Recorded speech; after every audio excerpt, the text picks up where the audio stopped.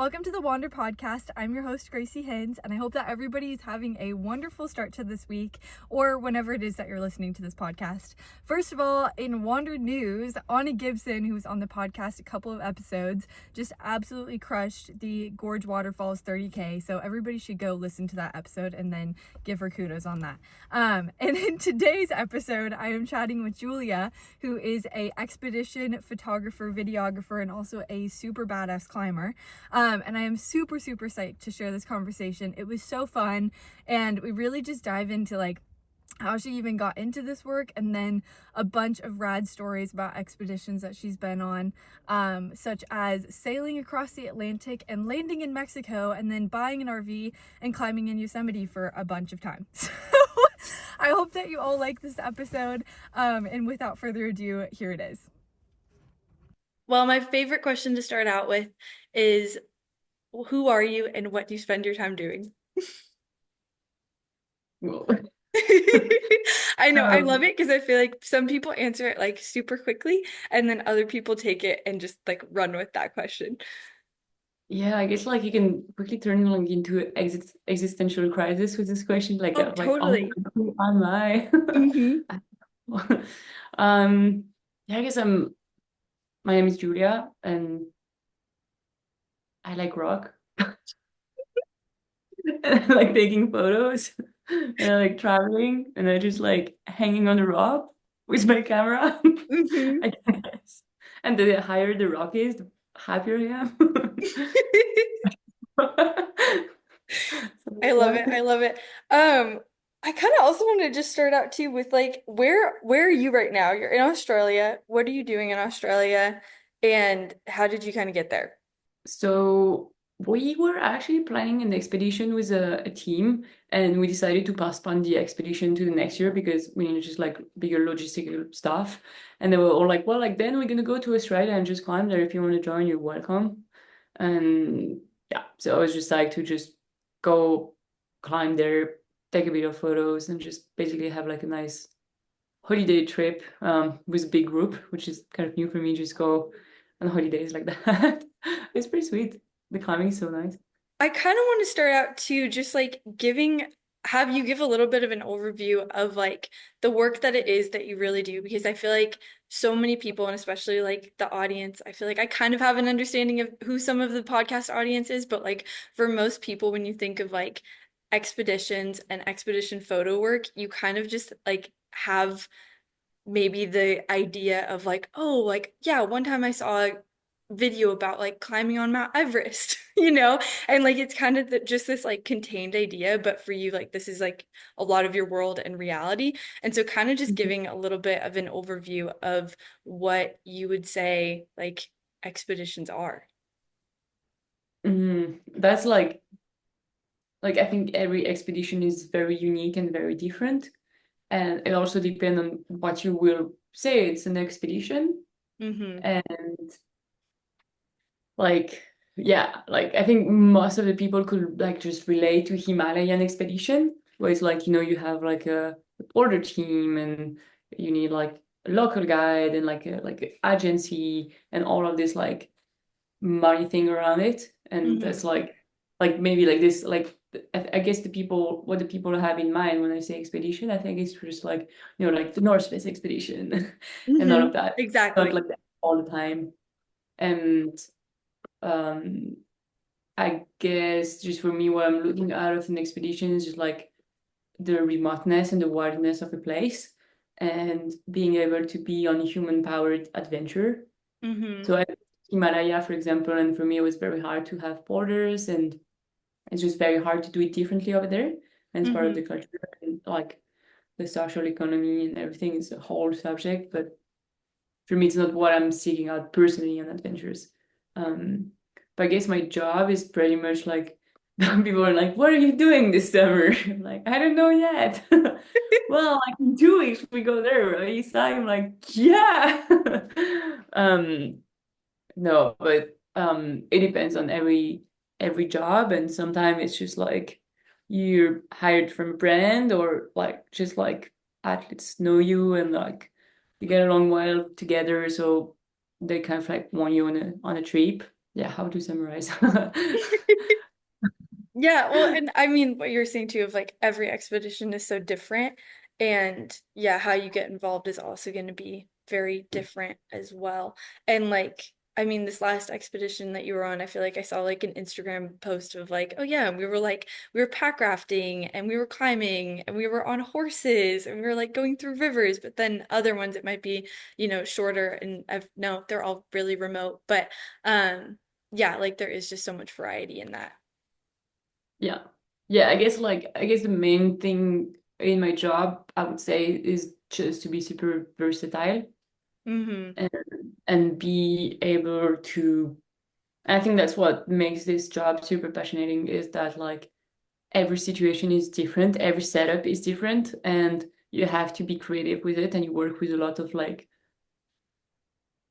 yeah, I don't know, like for example, I see the expedition that Tommy and Alex did Mm-hmm. 2 years ago, and it's like now in this like Disney, I think, or Nat Geo movie.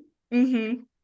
Yeah, like that's like an amazing expedition, but you helicopter in a team of 10 cameramans, which is like just in a movie perspective, it's just so awesome to have a big crew, like to make a movie. But most of the time, I'm just working alone, and like, well, I have to figure out my shit out to get just alone, and just kind of like, well, like, I'm working with the climber, and we just work as a team, and it's a bit different. I'm actually very curious to work on this kind of big setup one day. Mm-hmm. I guess just in Europe, we don't really have this that much. No, Um, well, and I mean, I also think that part of the interesting part about the Tommy and Alex one in particular, I had talked to Taylor Schaefer about it a bit after he got back from it, and like hearing the ins and outs of it from the behind the scenes was so interesting because there is that whole first part of the film that is just them like biking and in the van, and like Taylor was the only person that was doing any of the filming for that. And so it was kind of like crazy hearing about how like, okay, there's one person that's following in a van and doing this for, well, I think it was yeah, like 30 days or something like that. And then it was like in those bigger sections, you had like a full camera crew come in. And so like when they did want the support, it was there. But then like most, like there was so much of the time that it was only one person. Like, yeah, yeah, I and think like that's like that's a lot of pressure. that's a lot of pressure, and I think also I notice when you're like in a very long set like that, you just kind of like maybe you're over psyched in the beginning and less psyched in the end, like cycling just kind of on and off. What should I like film, and what's like actually important, and like should I feel like film all the time? And then like I think the best is anyway to film all the time because then you don't miss anything. Hmm. But it's kind of hard to keep the psych level really high on super long adventures like that, like just like all the time being with the camera. Um, yeah, I've been on like 10-month trip, and That is so long.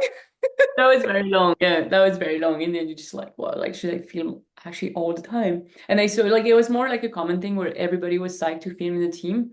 And I guess I was just like the like head camera because like I know more about camera than like the other people. But Hmm. everybody was super motivated to grab the camera, and it was like we're all using the same camera actually. And yeah, in the beginning, everybody was so psyched on the camera, and just after like a week or 10 days, it was gone, which was kind of fun. But yeah, same in the end of the 10 month, I was like, it's Yeah. Well, actually a and do you long think time. part of that, I mean, part of that too, I imagine, is just almost like the normalization of the situation that you're in, where at the beginning of it, like everything is new and exciting and like running around and like grabbing the camera. It's like, oh my gosh, like we haven't seen this yet. And then you like get to the end of it and it's like, oh no, like this is just our regular life. Like, why would I want Yeah. to pick up the camera and take another picture of this? And you just tempted to like film every moment of it. I feel Hmm. like I think like I'm just going to talk photo and video. I think it's just two different things, and yeah, like the filming is just so different than just taking photos. I feel, I mean, obviously it's just so different, but the attitude you have with it is just, yeah, you kind of like have this huge FOMO all the time. So you film all the time, like in case something happened, yeah, nothing is happening. Hmm. Sometimes something is happening, but yeah. Hmm. I guess in the beginning, you're just like, yeah, everything is so new, you're so psyched, and so you film everything all the time, and then like 10 months later, like kind of lazy to film, which is normal, I guess. Okay, I'm curious, what was the 10-month expedition? Was this the one that involved sailing across the Atlantic? Yeah, yeah, Okay. yeah. Okay. Do you want to So give a we, little bit of a rundown on this one? Because I feel like I saw a bit about it, but I really don't know anything besides like stalking your Instagram and like reading the two posts that you made about it. yeah, my Instagram is like, it's just so ridiculous. I'm like on this crazy adventure for 10 months and I'm just like doing one post about it in a year. And I'm Hmm. like, this is so fun. But I'm just too busy like actually living that I'm just not posting in Instagram. Which is a good thing. Um, yeah, but then I'm like, this is such a big tool. Like when you're a photographer, you should like be super active and like I'm just like too lazy to do it, I guess. So just like my Instagram is a mess.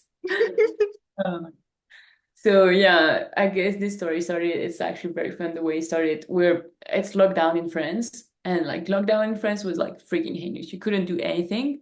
Hmm. And on the second lockdown, people were like pro climbers, sport teacher, guides or whatever were allowed to climb, which was not the case in the first lockdown. Like nobody was allowed to climb.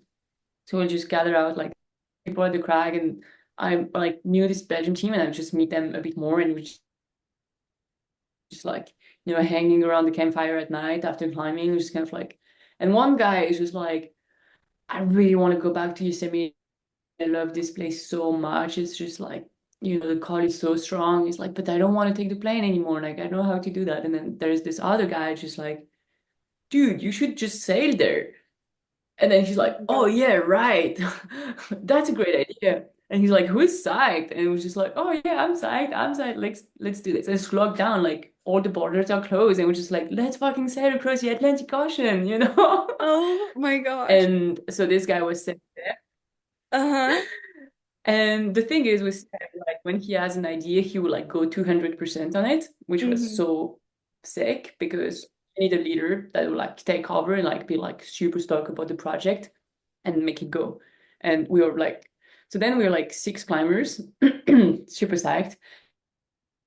And 2 months later, we're like, let's fucking do it, guys. Like, let's find a boat. And it's kind of like, who has like sailing experience here? Like, nobody had sailing experience at all. And the borders, like all closed, were like, yeah, in 10 months, we're gonna go. Not even. I think it was like, we dropped the idea, it was like November. And then I think we started to work on the project in February or March, something like that. Yeah, like nobody knew how to sail, but let's fucking do it. And Wait, so then how did you guys get some sailing experience, or did you find somebody to join that had a bit of sailing experience, or was it like we're just gonna do it and like if we flip, it's fine? we were able to find like through Seb contact at like university in Belgium, whatever, like there was one guy, a friend of a friend that he knew that was a sailor, and he just like randomly sent him like an audio message, kind of like, yo, like I have this idea, I really want to go try the down wall in Yosemite, and just like you sailing, and we're looking for a boat, and we're six climbers, and oh yeah, I have my dog too, like kind of thing. And this guy just like, well, like he's actually like thinking about it and kind of like, I think I'm psyched. Like, and him with his girlfriend just found a boat for us, which was like the boat of his best friend's dad. And this boat was just sitting in the harbor for 15 years and it's kind of dying. So Maud and Loic, or captains, Yeah. just like worried for like 4 months on the boat, to just get it ready to sail across the Atlantic Ocean. We rented the boat for a year and they did like such a huge job and they like just took six novice climbers on the boat, which is insane. By the time we left, one of the guys just did like a small sailing in the summer, like going to the Azores, which is a Portuguese island, and it's like Hmm. like in the way of the Atlantic Ocean. Like, so he had a bit of experience, but then that was all. Like there was one guy, he like actually never saw the ocean before. So, and that was just kind of like, let's go, let's do it. It's just like, and all of a sudden we're on the boat, like ready to take off, and like, what the fuck? Like we're You're just like, how like, did I get here what's happening? again? How did I get here? And yeah, I guess we just like left and sailed across the Atlantic Ocean, got to Mexico, bought a beat up RV, and Mm-hmm. drove all the way from South Mexico to Yosemite with this RV that was just like break down all the time, and spent a bunch of time in Yosemite. We said like everybody was climbing. The sailors came with us along the entire adventure. They went climbing on El Cap and like everywhere and in Bishop, and it was so nice because it was not like kind of like, oh, we hire a skipper and then bye. And no, it was very much like they're part of the team and we just like a big family traveling together for a year. Mm-hmm. And then we sailed back home to Oh, you Europe. sailed back too. Yeah. So where did you sail back from? Was it from Mexico? Did you leave the boat in Mexico? No. So we left the boat in Mexico and in a dry harbor for I think about 5 months. And yeah, we just went play around for 5 months on rock and just came back, get the boat. The boat was still here, pretty good. And sailed back from Mexico to Spain. Did you guys make any stops like along the way? Did you stop in any of the like Azores or anything like that? So on the way in, we started near Barcelona, so you're still in the Mediterranean Sea. So we Mm-hmm. went all the way across Gibraltar and to the Canary Island. We stopped for, I think it was like a week in the Canary Island. We went climbing a bit, like refilling food. That was actually super nice. There was this volcano eruption when we were there, and the La Palma Island. It was so beautiful. Just like we arrived there at night, and we can see like the lava. Just like this night, it was like 200-meter high. The like spray of lava above the volcano, and we could see the lava going down in the ocean, and like this red shiny thing going in the ocean. And we were sailing in the ocean at night and just getting there like whoa. And yeah.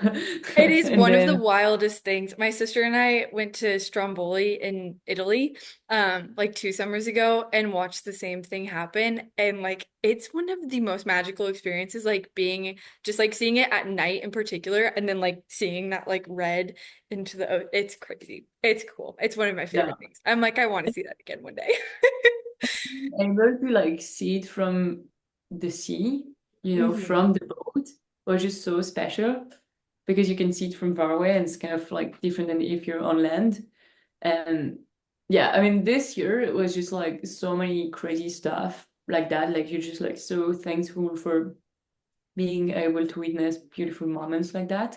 Hmm. And I guess it's just like taught me like how much like, yeah, if you give yourself the chance to like see and live this stuff, you're gonna like be able like the more you're gonna spend time outside, the more you're gonna be able like to see the things, like oh, we saw whales and we saw dolphins and I saw so many sunrise and so many sunset this year. It was just like because I was sleeping outside all the time.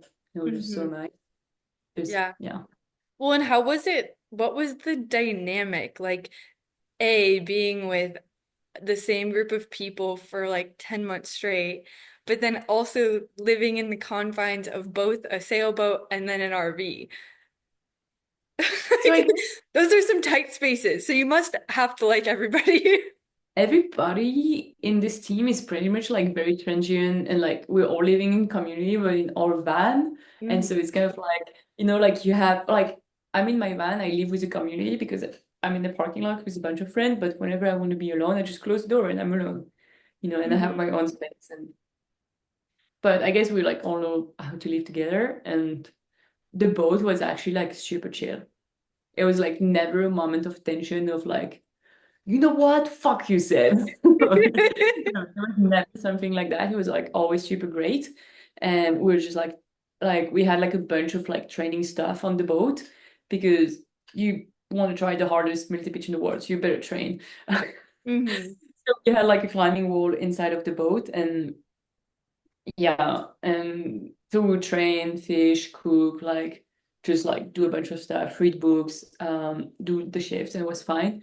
And I guess the first cracks we had when it was like the first break on land, because then we realized like, oh, like, like everybody wanted to do something and we have to take decision. You're on the boat, you don't have any decision to take. We're just like going somewhere and you have to like do something during your day and you don't need more than this. So it was just kind of like, oh, like I want to go climbing. And Seb is like, well, I want to go for a run this morning. And then Loic is like, well, we need to find the gas powder for the boat. And then I'm like, oh, we need to like so much fresh groceries to like be able to hold on like 24 days of sailing and having tomatoes in the end. This is not happening. But Yeah.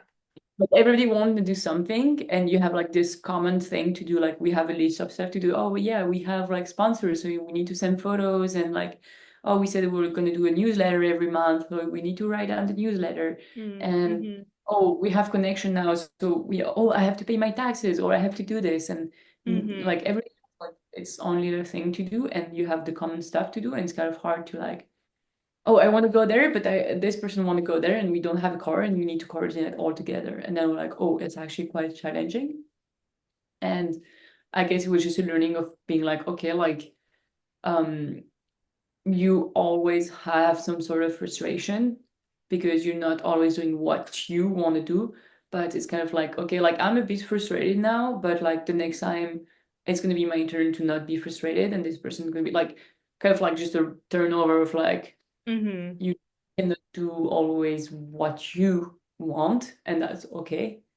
And yeah, just like learning to live with each other. Like, of course, after 10 months, you have like this tiny little thing that's just like, fuck, like Bat is always screwing at the max the mocha pot, and I can't unscrew it in the morning when I want to make my coffee. And life is already so hard on the boat. Just like, like it's bouncing everywhere. I'm just trying to make my coffee, and just going out of bed is hard. And like, you know what, Baptiste?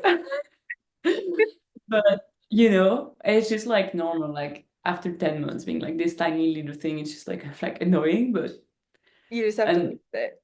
Mm-hmm. yeah, it is how it is. And yeah, and we're still like all super good friends. And I think it created a link between each of us. It's pretty much like a sort of brotherhood that goes beyond friendship, because for me, friendship is something very different than like, I think what we have is pretty much brotherhood, because like you can get mad with your brother and your sister and fight with them, but it's your brother or your sister, and they're still going to be here. Whatever you want, they're still going to be your brother and your sister. You stuck with them forever. Mm-hmm. And I felt the same, that kind of like, yeah, I can get mad at Seb or to Soline or Jean or whatever for a minute, but we're traveling together and we all together for a year. So, and we're a team and we're this big family, and it's actually created like a super safe space when we're all together, that like, yeah, I can get mad a bit, I can get pissed a bit, but we're here together, and nothing would like, in 10 years, whatever happened in life, like they're still going to be here for me, and I'm still going to be there for them, because like it's just like kind of like, oh, we live this thing together. And yeah, it's just like, yeah, brotherhood. I think that's the word, more than friendship actually. Like some people are like, here, like maybe I don't have like big friendship with this person, but I still have like this other type of relationship with this person on the trip. And that's kind of interesting to think about relationship actually.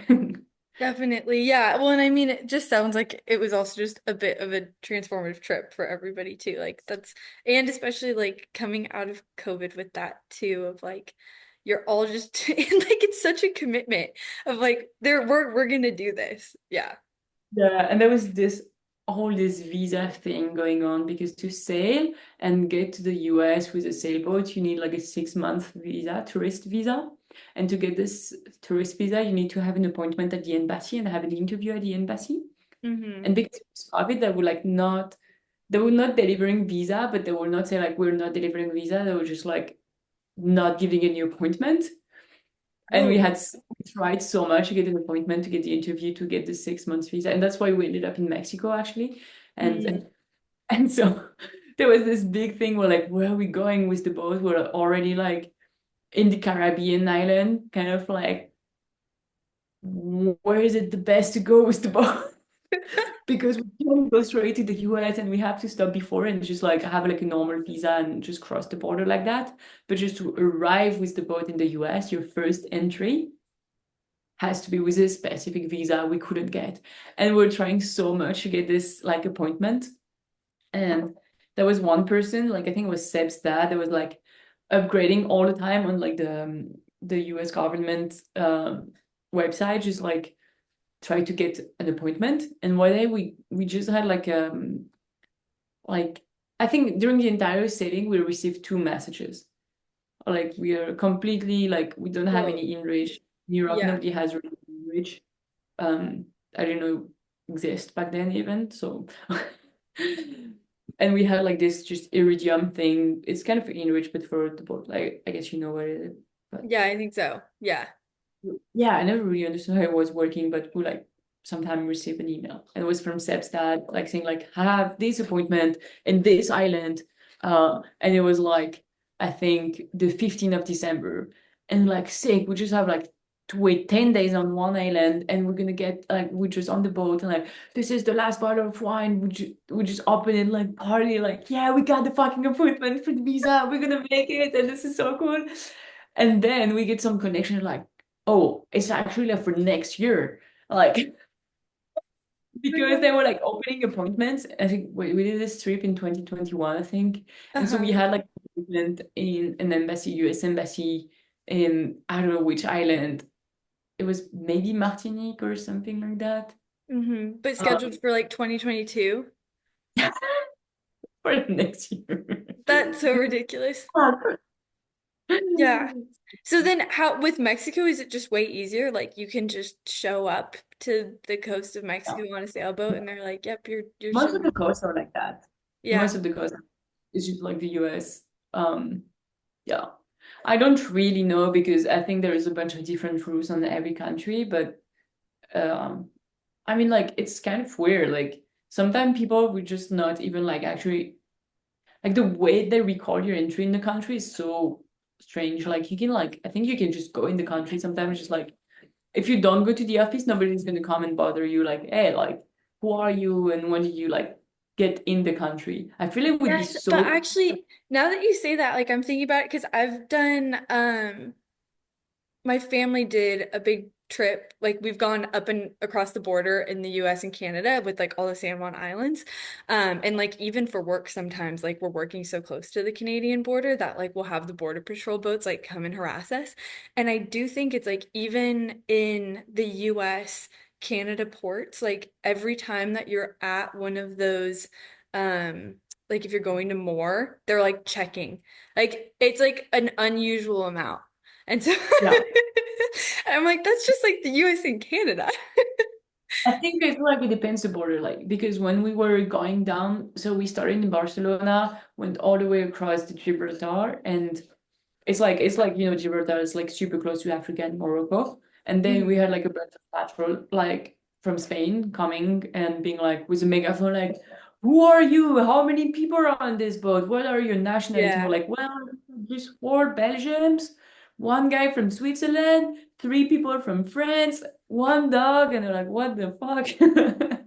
And yeah, Yeah. but that was the place where we had like a bunch of control, and I guess it's because there's a lot of like people trying to swim across Gibraltar to get to Europe from Africa, which is also super sad because we Yeah. also like found um like an immigrant boat Hmm. along the coast of like after the Canary Island, and it was so heartbreaking. It was empty, and I think like somebody found it, but it's just so heartbreaking to see that and just kind of like, fuck, we're just like 8 kids having fun and just having such like an easy life, and oh yeah, we having fun on the boat. Look at this, which is like just being on the boat for fun when like you think like people just like are on the boat to like actually survive.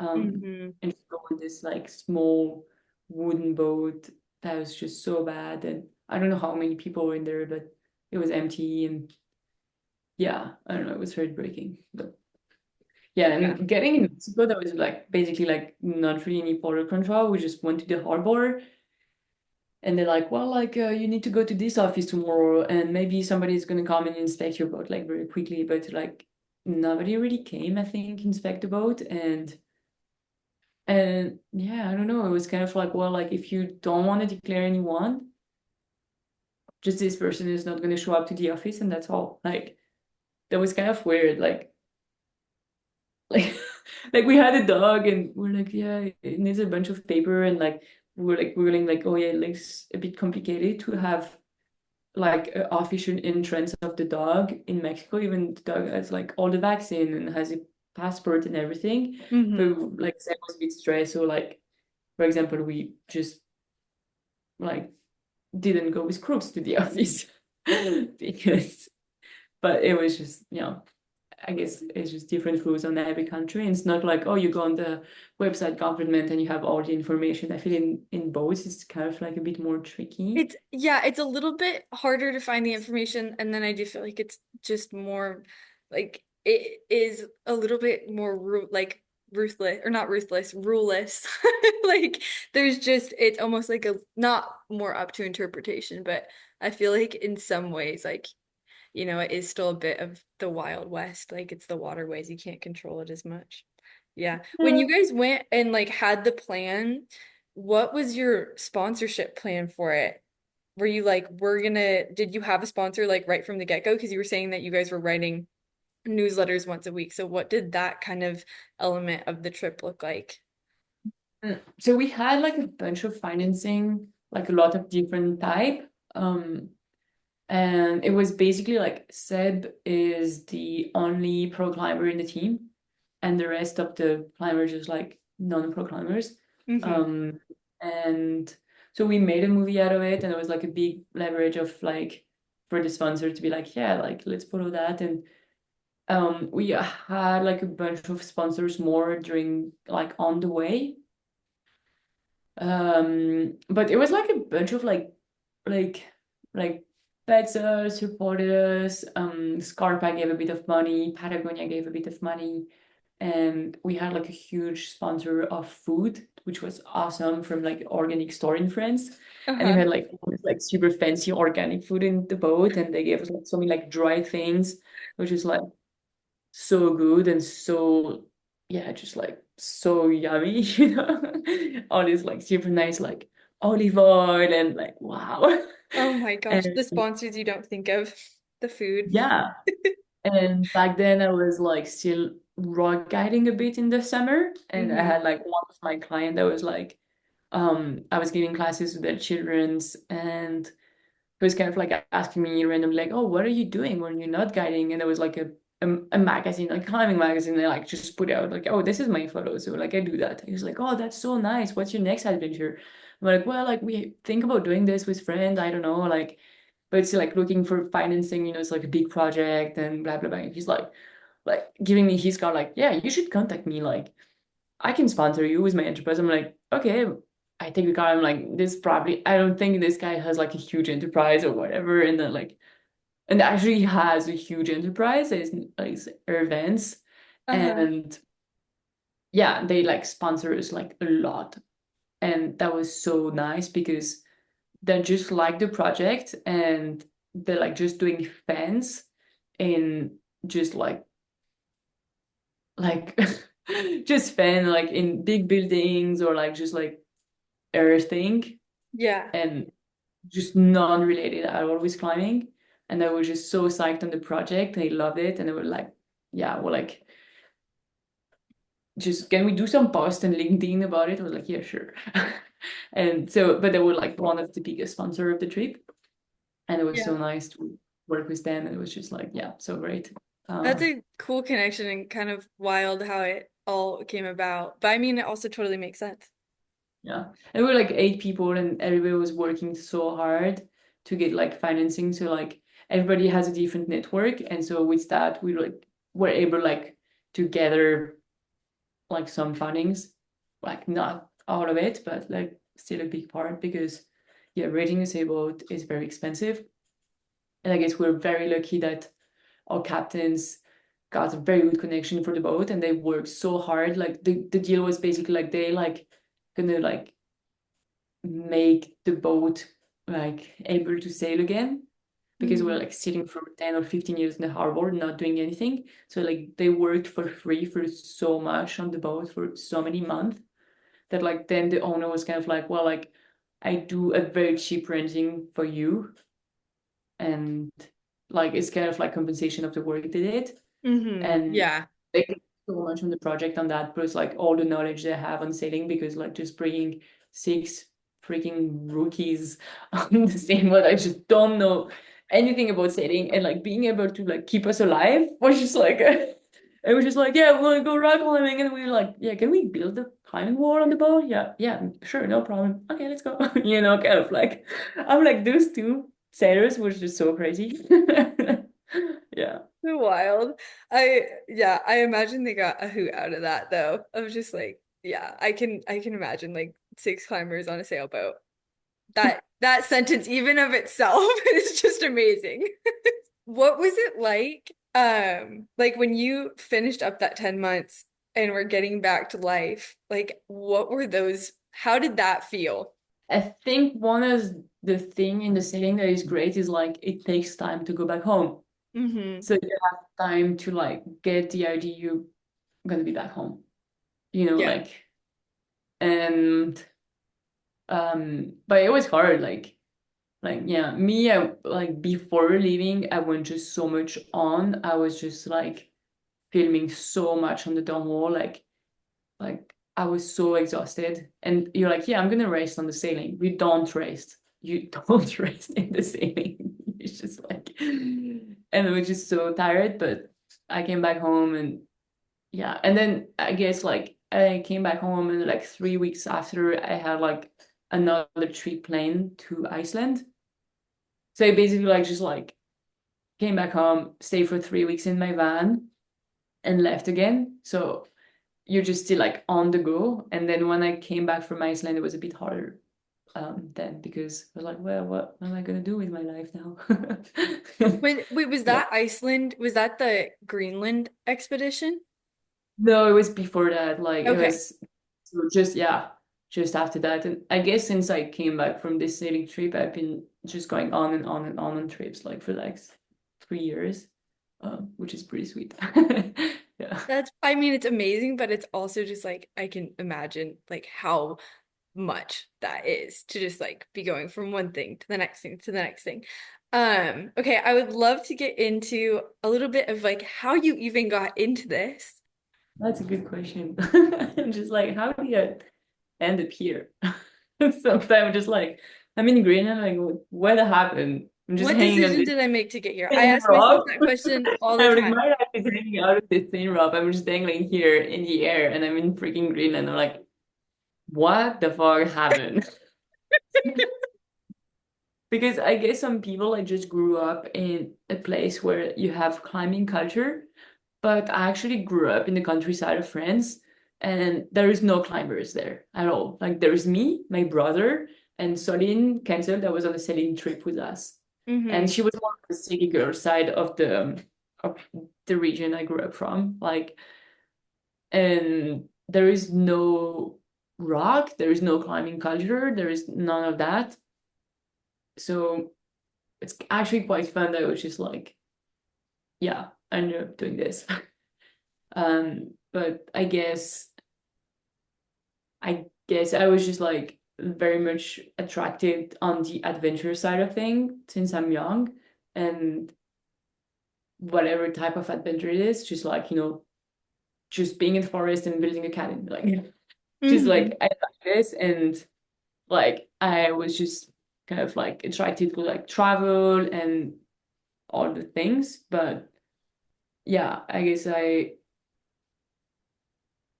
yeah, before just you got into climbing, like what was your primary adventure outlet?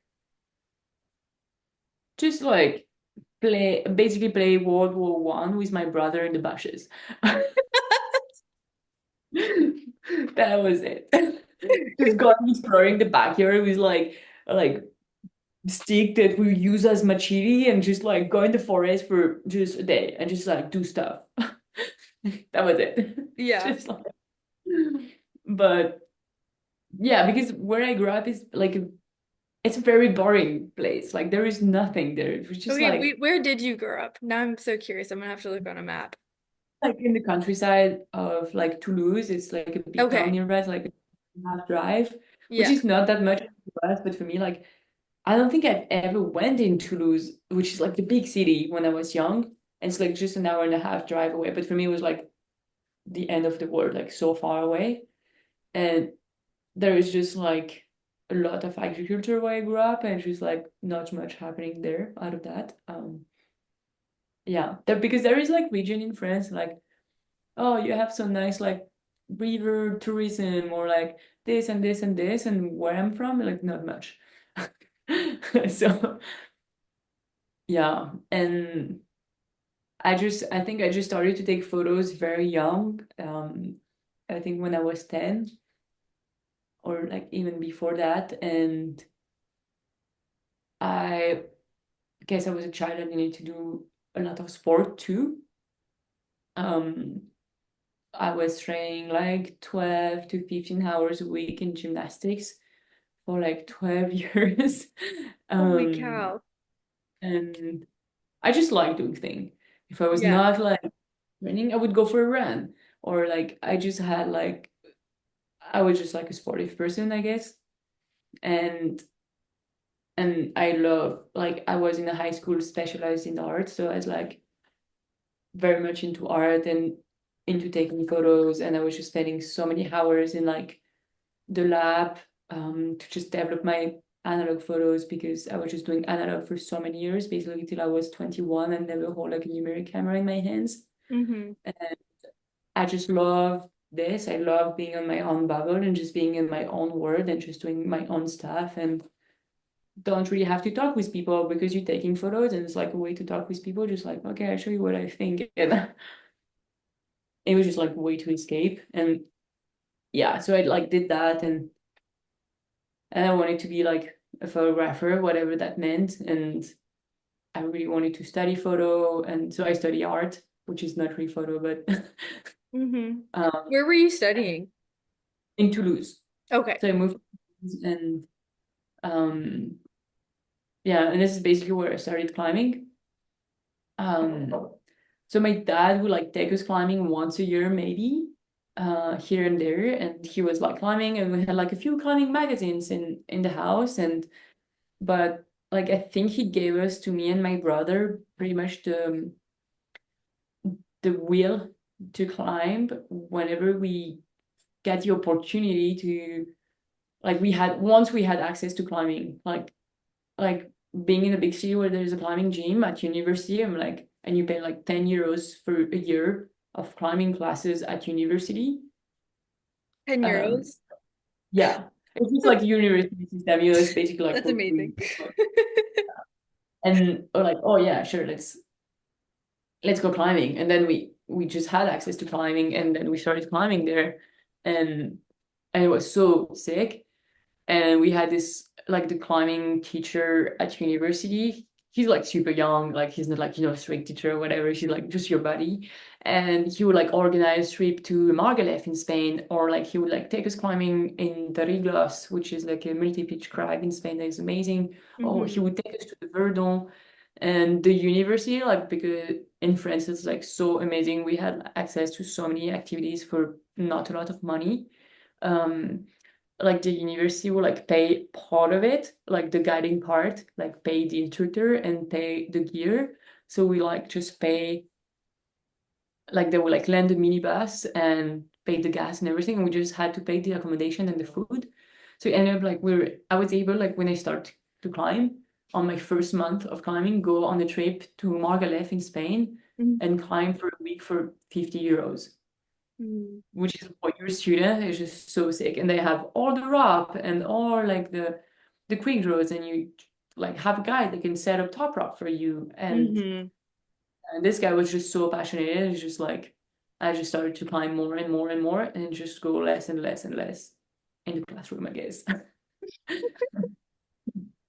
So And I then just felt, at what point did you like decide like, okay, I'm ready for climbing to like be my whole lifestyle as well? Of like, okay, this isn't just something I love, but like I want to do this. yeah. I guess like because I was studying art and I was taking photos, and I'm just starting to do this thing that I love so much, and it's just like so many stimulation, and just I like I was so amazed to like see people, like when you start climbing and you see people that climb well, you just like, oh my God, this is so beautiful. And I just like Mm-hmm. I like super like on just like stimulated by like going to places in the wilderness and just like camping outside all the time, just like having this dirt bike life and just so easy and so simple. I just fell in love with that and just started to like supernaturally like start to like document that and take photos.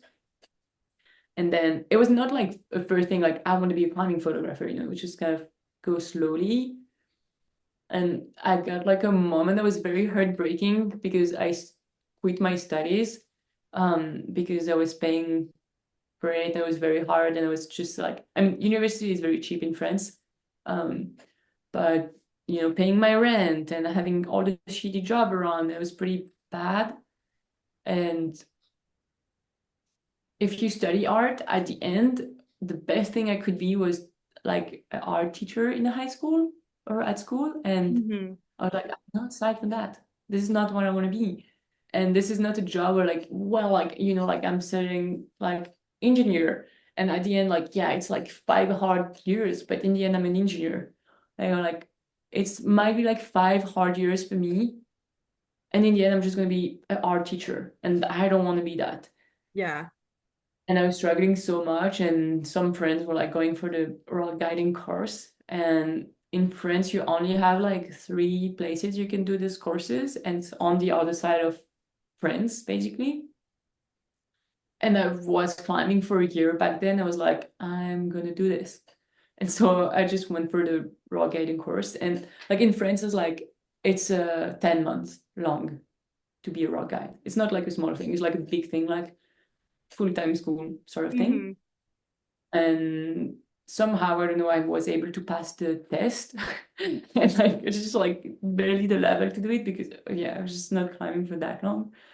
And I did this thing, and when I did it, it was a very heartbreaking moment where I was like, well, like I had the feeling I was giving up on my dream of art and photography to just be able, like, yeah, I do this thing for a year and then I can have a decent job and earn some money, and I can make like, I think it was like back then it was like 25 euros an hour, which for me was like, wow, because I was just like doing whatever, like, oh, they need a waitress there for just one evening, or like, oh, they need somebody to like give like publicity at the subway, or like all those small shitty jobs. They were just taking everything. Mm-hmm. And I was like, well, like, where's the thing? I can like just leave. So I went for it, and yeah. And then at some point I like worked as a rock guide for a year full time. And then I was kind of like, well, like it's not for me. Like I like climbing. I don't necessarily love teaching. I love Mm-hmm. sharing my passion, but I don't want to like, yeah, get the cheer and psyched for climbing. If they don't like climbing, I'm not gonna convince them to like climbing. And then I was like, oh, I'm actually interested into training. And so after that, I like went back to university and studied sports science for 2 years. And I was able to skip the first year. So I like got like license in training. Um, and I was still working in the same time. I was training like in Toulouse some very strong kids. They were like doing World Cups and stuff like that. So it was super interesting 2 years. And I was like, well, this is super interesting and nice, but in the end, like, if I want to be a national coach, it's going to be like a 10-year career. And I'm not that psyched on that. Just kind of like, oh, it's like, I'm curious, it's interesting. And at the same time, like, I would like always taking photos on my climbing trips, and it's just more and more and more and more. Mm-hmm. And I guess I went, this is like, this is a bit of a stupid, like, such a stereotypical story. I'm almost ashamed to say that, but I went on a trip to India and I just came back and it just changed my life.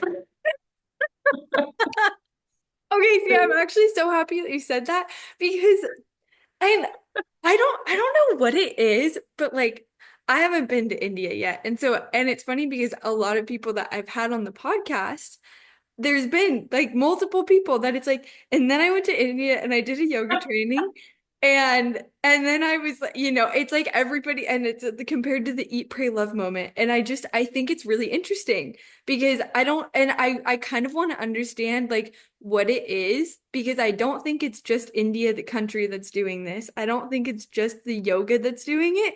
I think it's like the way that you are putting yourself in the situation and like open to having a new experience. So then it makes people think about this. But yeah, India is like a very common thread. But it's just like, I think it was just a huge contrast of being like, well, I was today working, having my car. I was living with my partner back then, like, Yeah. and trying to, like, I was like getting into this life. And I guess the outside call was just so big. And I was like, I really want to climb in Hempi. And like none of my friend was like that psyched to go on a big trip or just like, coordinate the dates and whatever. And my partner back then was just like, oh, I don't think I want to go to Hempi now. And like, fuck you all. I'm just so psyched. I'm gonna go. And that was my first ever international travel. And just like went alone in India in May. Nobody Yeah. goes climbing in May. It was like 45 degrees outside, like Celsius Yeah, or that's hot. Fahrenheit. Yeah. Hot. Yeah. Just like I would go climbing at 6 in the morning till 11 and couldn't climb more because it was so hot. But I was just so psyched. And this trip was just such a slap in the face because it was just like, well, this is everything I want to do in my life, just being outside. And just like every day was just such a surprise of like everything would be amazing. Whatever happened, there was like this Hmm. huge like rainstorm and just like under like pouring rain. It's just so powerful at the moment. And it's just kind of like, and India is a mess. I love the mess. I'm very messy.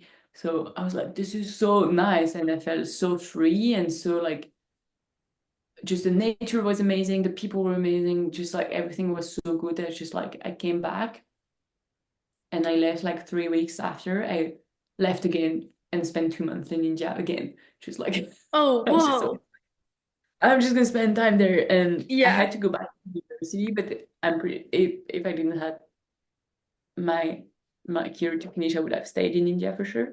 But in between the two trips, then I was like I met one of the photographer that I was like super inspired with and like wow, and just like for a coffee. And his name is Jan Novak, and he's just such a mentor to me, and I owe him so much because this day he just like meet this crazy girl, just we drink a beer, and he's like he know my photo, and he's like they're great, and he was just Julia, if you want to do this, just go for it. And that's all. Then from that, I just like worked a lot during the summer, got enough money to buy myself a good camera that I like still use today. It's like the same one.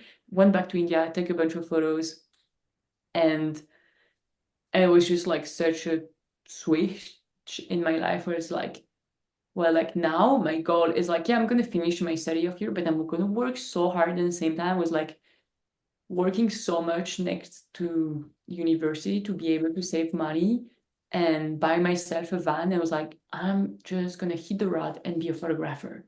Mhm. And that's it, I'm gonna go for it.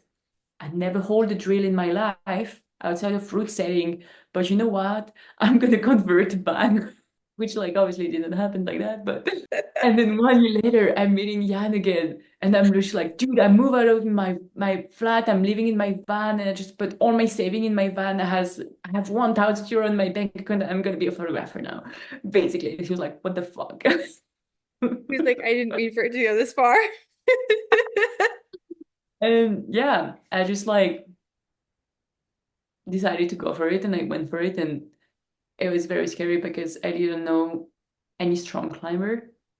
Because in Toulouse you have a bunch of strong climber, but you have less like this big pool of pro athletes. And yeah, so I just like kind of like, yeah, just go for it. Somehow got lucky and was able to take some photo of strong climbers and just sell my first photo after a few months.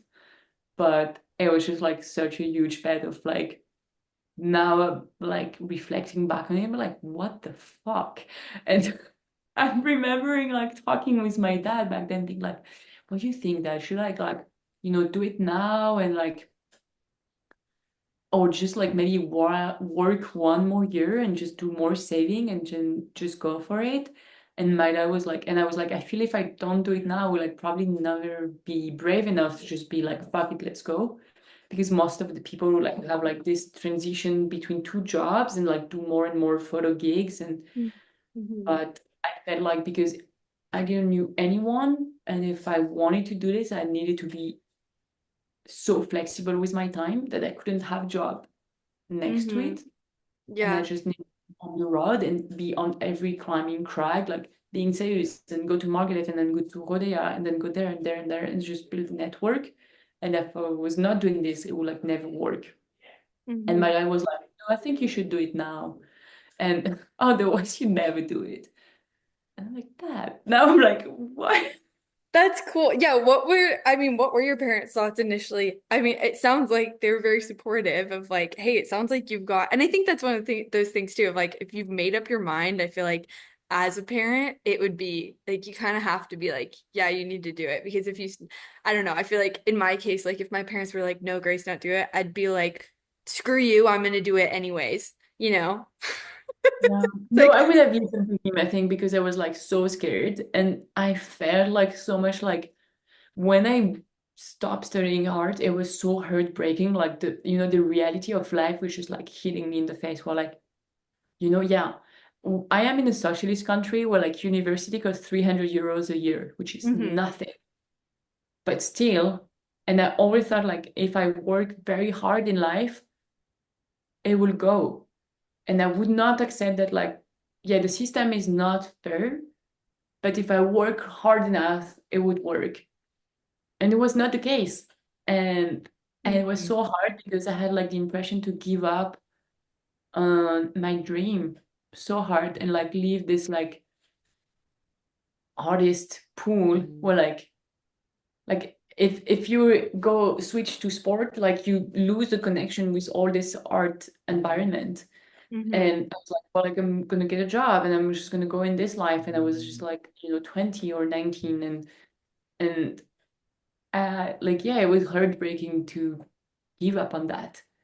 And and I still had this in the back of my mind, like I want to do photos. This is just what I love to do in life and how I can like just express and talk with people and just like for me it was just photo has always been something so strong hmm since so long, like since like I think I'm 10 or not, I don't remember, but so yeah, just like it felt like back then it was just this big switch of like you don't want to like miss your life here, like where like actually life is super flexible and just now I'm like yeah, it's just like flowing and whatever, but back then it felt like the decision of like if I'm not doing it now, I feel I'm psyched.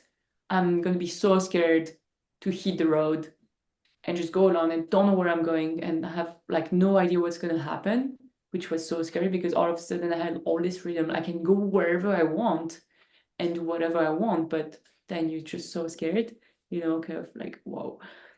And and having this goal and yeah, just no regret. It was very hard, but no regret. Now I'm just like that was the How was best the call. first month on the road?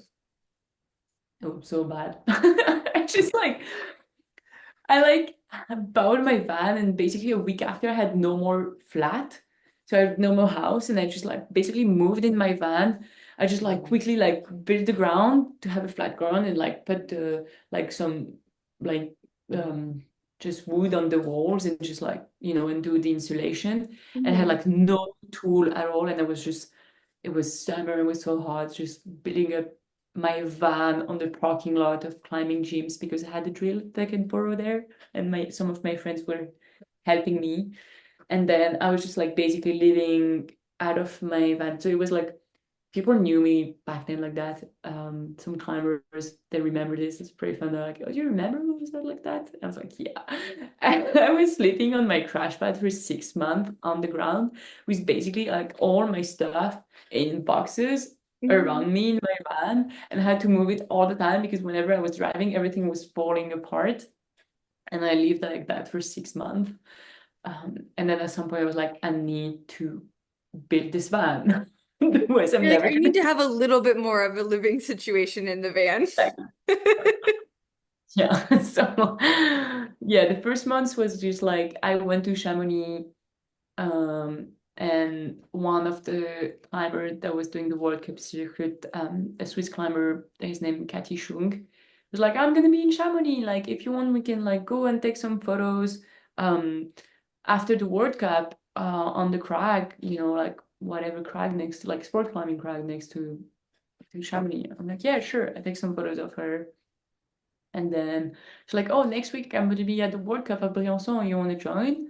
And I just like, yeah, sure. I go there and I'm like, just like, oh, I'm going to take photos of her in the sport climbing crag. It's just so awesome. I Mhm. was just like, yeah, like whatever. But I was so excited. I was just like, drive so many kilometers to do this. Um, and I went there and I was taking photos of her. And just on the next climb on my right, there was this guy, Seb Buan, that was trying a 9A, I think. And I took some photos of him, and he was like, "Oh, like I'm gonna be at the Black Diamond booth tonight at the final, and just swing by and say hi." And just like editing all the photos in my van, just like raging, like, "Oh my God!" And just went there, show him the photos, like, "Oh, they're pretty sick. Like, you wanna come? Like, I'm trying a project in La Ramiro. Have you ever been there? No, it's in the Verdon, the steep K, blah blah blah."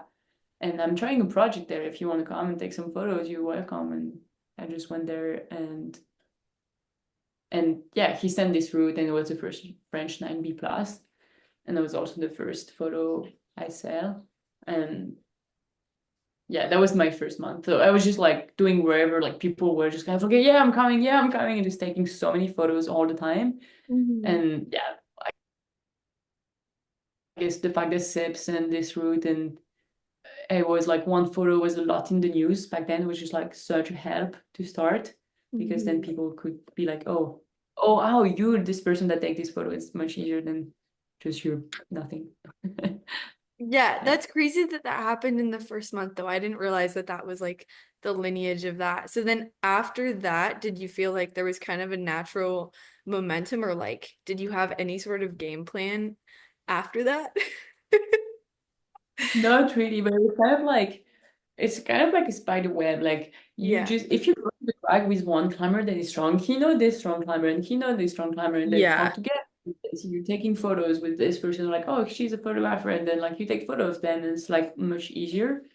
Um, and yeah, like I went in Spain in Rodea with Seb, and he like did like 3 or 4 9As, 9A plus and 9B in like 3 weeks. He's basically like did like climb the entire crag and just like take all the hard climb there in a month, which was insane.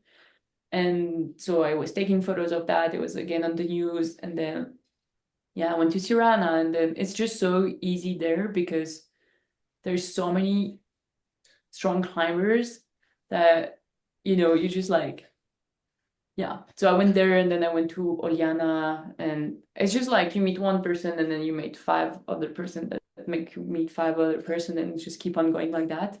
Mhm. um and I was also sometimes just going like, hey, like if you want, I can take photos of you climbing, which is so scary. You just show up and talk like to like somebody like you don't know, and they don't know you, and you're like, hey. And I did like this like a few times. It was just the hardest thing ever. But in the same time, I'm just kind of like, well, like this person has nothing to lose if I take a photo of them, because they're pro climbers, so they need photos all the time. And I'm not asking them like, well, I can take a photo, but you have to pay me first, like it's kind of like, no, like I just go, like give me a shot. And if my photos are shit, you don't lose anything. And if my photos are good, you win everything, because then you have like something for your social media or to send to your brand, or you have nice content. And I was always like kind of like, this is it, this is my chance, Julia, just keep everything you got. Yeah. It's the symbiotic relationship between the photographers and the athletes. It's a Yeah. win-win-win. It was always like so weird, just like, hey, I can take photos of you. And I think most of them are like, what is this weird girl? And just kind of like I was like, well, like now I have a chance to just show them like I can take good photos, and I try my best to just do it. And yeah, in the end, people were mostly happy. So yeah. Yeah. Well, and at this point too, did you have a lot of your own like personal physical climbing goals, or was it really like what are the photo opportunities? Like that's not as much my priority. Like taking photos was my 200% full priority. Yeah. And like I love climbing. Um, I really do love climbing. I love climbing so much. But I guess back then and still now, like I cannot handle the frustration of not taking photos. Mm-hmm. Like it's something like really, I'm just like I can't handle it. Well, like I can handle my frustration of not climbing most of the time. Yeah. Um, I'm not gonna be like, oh my God, this movie is so cool. Like this person is so photogenic, and it's just like I'm missing out, and it's just like a pure torture to me. Like I had like huge FOMO. Mm-hmm. Because I love taking photos so much more than climbing, I think. And where like I'm like, well, I can't climb this route, but well, I look so good, but I'm also very much in peace with it most of the time. Sometimes I'm just like, oh, this paper is so good. I'm here right now. It's my only chance. So, like on some places you don't go often or stuff like that, like is a bit different. But like when I was in Yosemite, I basically spent 5 months in Yosemite. And I climbed maybe 4 multi-pitches in 5 months, which is Mm-hmm. weird. And I spent, I don't know, 50 days shooting on the down wall. And I could Mm-hmm. not handle the frustration of missing out. Um, and like Seb never asked me, like, Julia, you have to be here and shoot, but I was just still going up every day.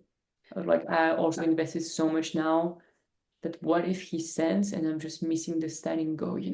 So I was Mm-hmm. just go like, Yeah, it's the passion. And I think it's kind of refreshing to hear too, because I do feel like very much in the climbing world, like even other photographers that I've talked to, like there is still that like it's more the climbing first and sometimes like the art second. Or like what we were talking about on Monday too, of just like, oh yeah, like people fell into it more because they were climbing and they realized, oh, this is a way that I could make money off of it. But it's really cool hearing your kind of like different side to that, where it's not like it's not like in a weird way, it's not all consuming in your life, but it's all consuming in your life in a totally different way. yeah. Yeah, Yeah. no, for sure. Yeah, sometimes it's like almost like painful if I like missing out on something and I'm just like, oh my God, I wish so much like I took photos of that, or like I like it's just so much frustration and so much like pain. I'm just like I can't miss out on that.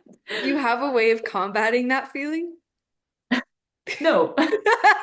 No, because then I think it's like just like I'm getting psyched all the time and I'm not like that tired. Like I'm just like always psyched, and if I have to go back now, I would go back now, like just on and on and on. And I think that's a good thing in like especially yeah, just starting to do more and more expeditions. And I guess also that's a big thing where in the US people are like much more trad climber than in Europe. We don't have that much of a trad climbing culture. It's like more like straight away alpine climbing.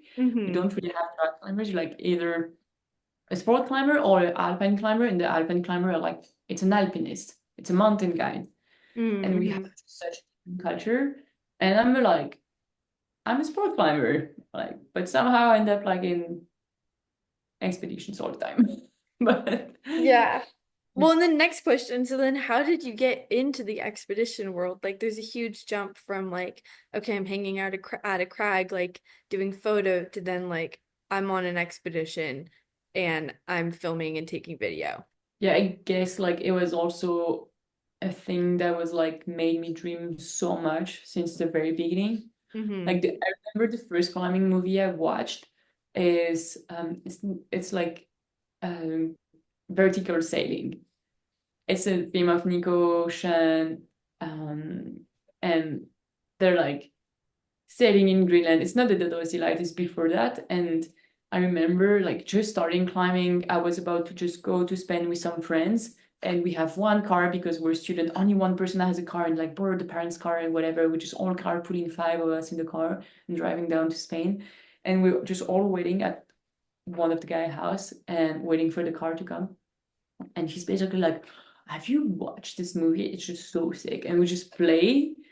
And I think we watched it 10 first minutes or 15 first minutes. And it's just like starting with like this guy just like throwing up overboard, and the image is just like stopping, and like with him like throwing up, and like Nico Fabres, and then blah, Sean Villanueva. And then I was like, this is so fucking sick. And I got so psyched, and I was like, who is filming that? I was more psyched about like, oh my God, I want to be filming that more than like climbing that. Mm-hmm. From the very beginning, when I saw adventure like that and just like climbing movies, I was just more always interested in who was taking the images, and like, oh my God, I want to do that too. So from the very beginning, when I started to take photos, I quickly started to take photos in multi-pitch, and like in not super easy setup. I took a lot of photo in the Verdon Gorge in La Ramirole cave, which is like a super, super steep cave on tufas, and setting rope, static lines, and shooting on this kind of steep wall is actually quite hard when you don't Mm-hmm. know how to do with the rope, like in the beginning, like just kind of learning all of that.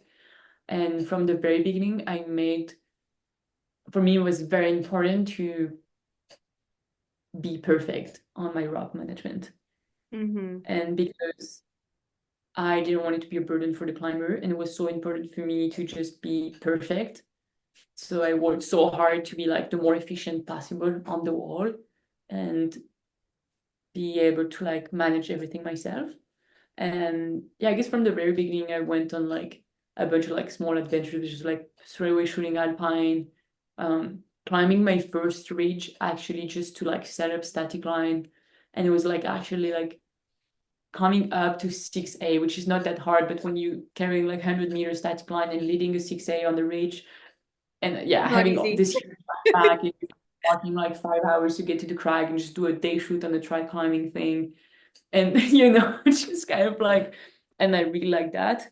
Mm-hmm. And yeah, and then I did like more and more multi-pitches, and people were like calling me whenever they had multi-pitch projects. And I shot a lot with Seb Bert, sorry, before we went to the US.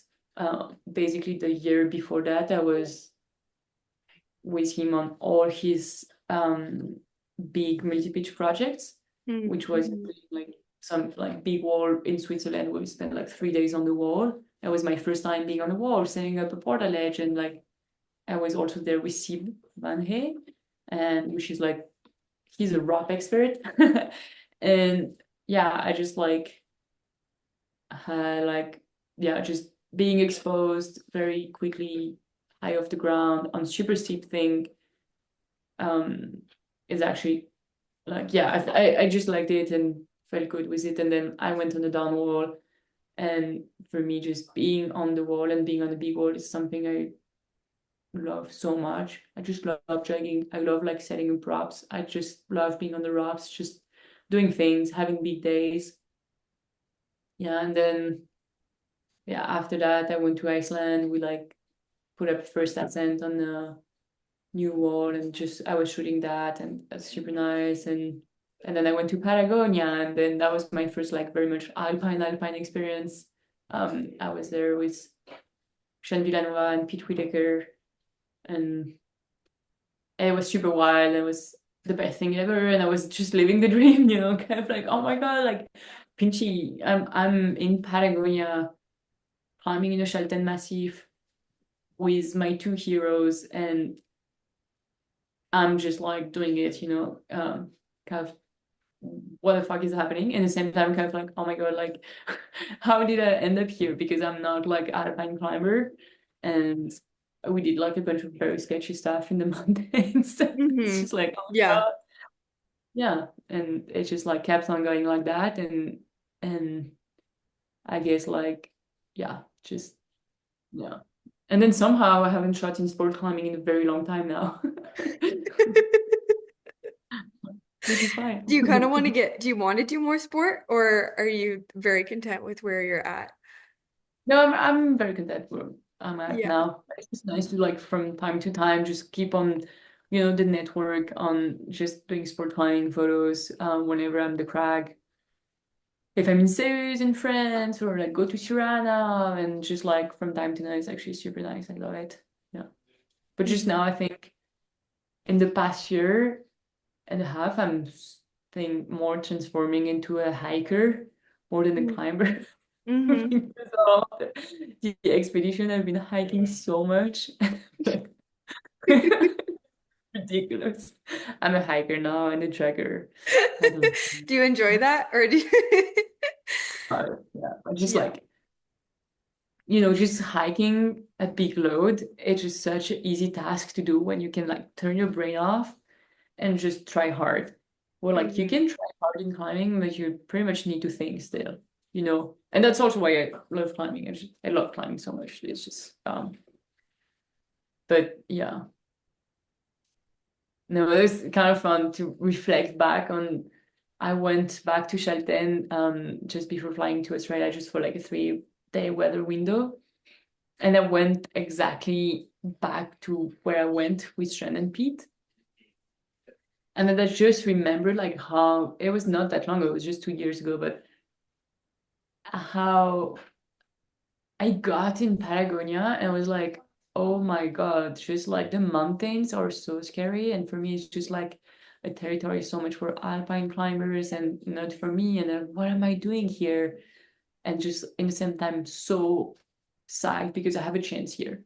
Like, I want to give the best. I want to give the best. And I'm so scared, but I'm just so motivated. So I'm just going to go hard. And packing my bag, and my bag was so huge the first time I went to the mountain. I had like 150 meters static line in my bag.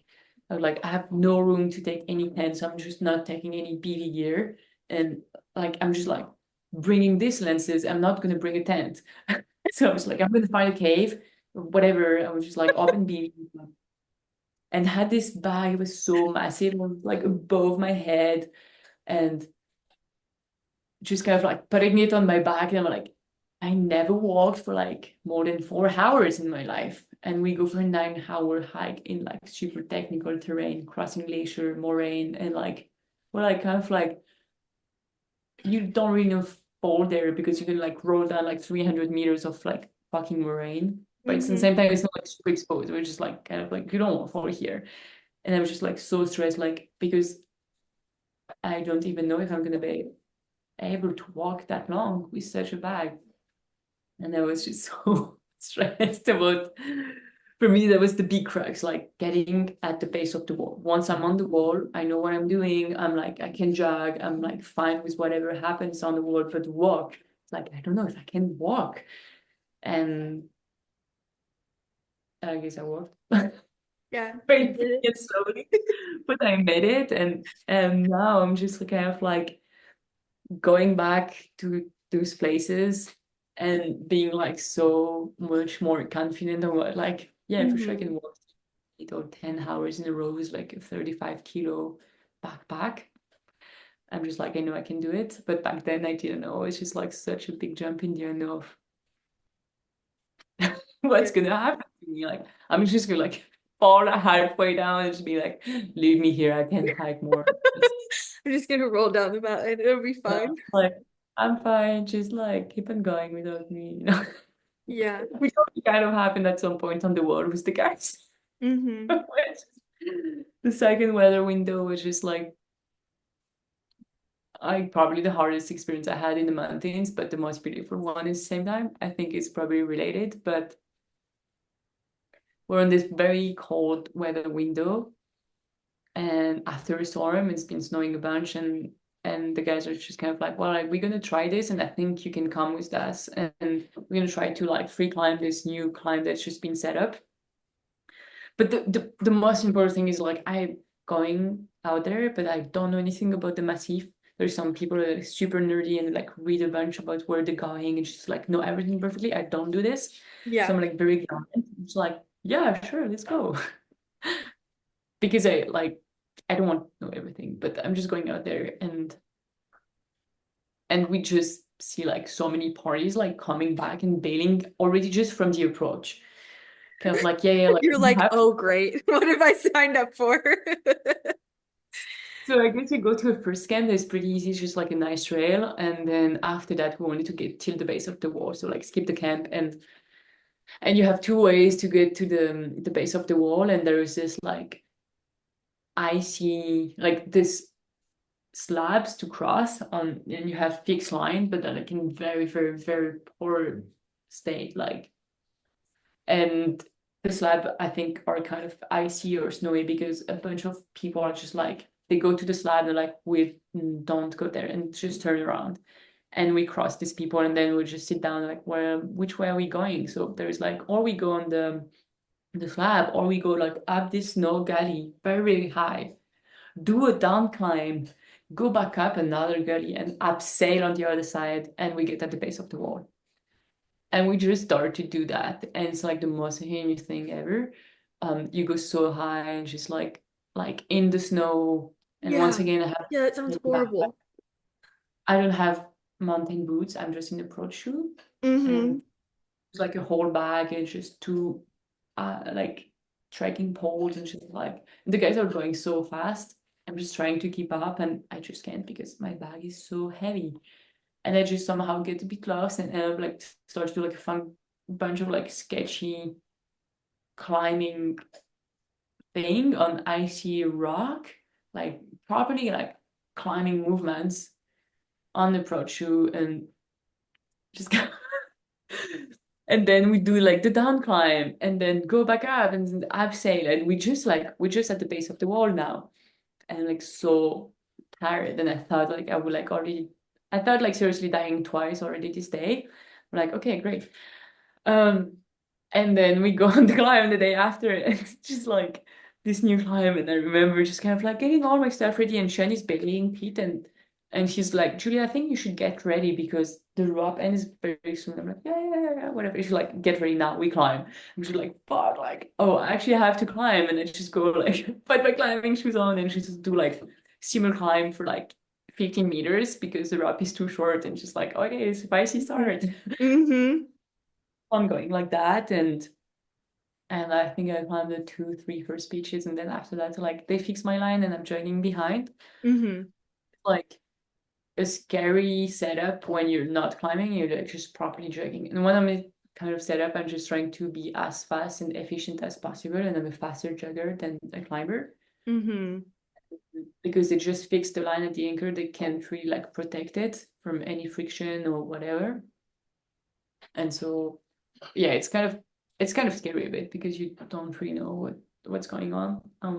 So Well, and and I like was just what's going through your head too of like, I mean, there's the pressure of like, okay, I'm trying to get the shot, but then I'm also trying to be so efficient in my rope management and climbing and like that's a lot going on at one time. yeah, that's what I was. And in the same time, like so far, it's just like unsighting all the pitch. So, they climb the Right. pitch, fix the line, I'm following. So I'm not taking any photo yet. Mm-hmm. And I don't know if I'm going to take any photo yet, like during the entire day. I'm not sure that I'm going to be able to take one shot. Mm-hmm. And we keep on going. And then somehow it's just like this so creative thing. Like it's super funky, like hard climbing, like icy cracks and everything, and it's just a bunch of ice falling all the time when they climb, which is like, okay, let's have fun. A little bit And sketchy, then a little bit fun. yeah, and we get to this crack pitch, and it's like this amazing splitter crack with a small roof and just crazy mantle of the roof and like a super small seam, and it's just so beautiful. And they don't inside it, so like we fix the line and I start to shoot, and then I'm just like, this half hour of shooting is worth the 3 days of suffering I'm going through and like thinking I'm gonna die because at this moment. I'm enjoying so much what I'm doing, and I feel like so fired up. Like, oh my God, this is so amazing. Look at this place.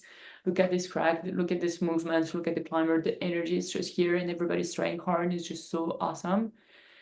And Pete sent the pitch. Sean is so close to send. It's just so insane. He slipped after the cracks, like, like just put on, like kind of like almost fall, like scream and just like go back up a bit and then fall again. And it was just like, wow, the energy is just so good.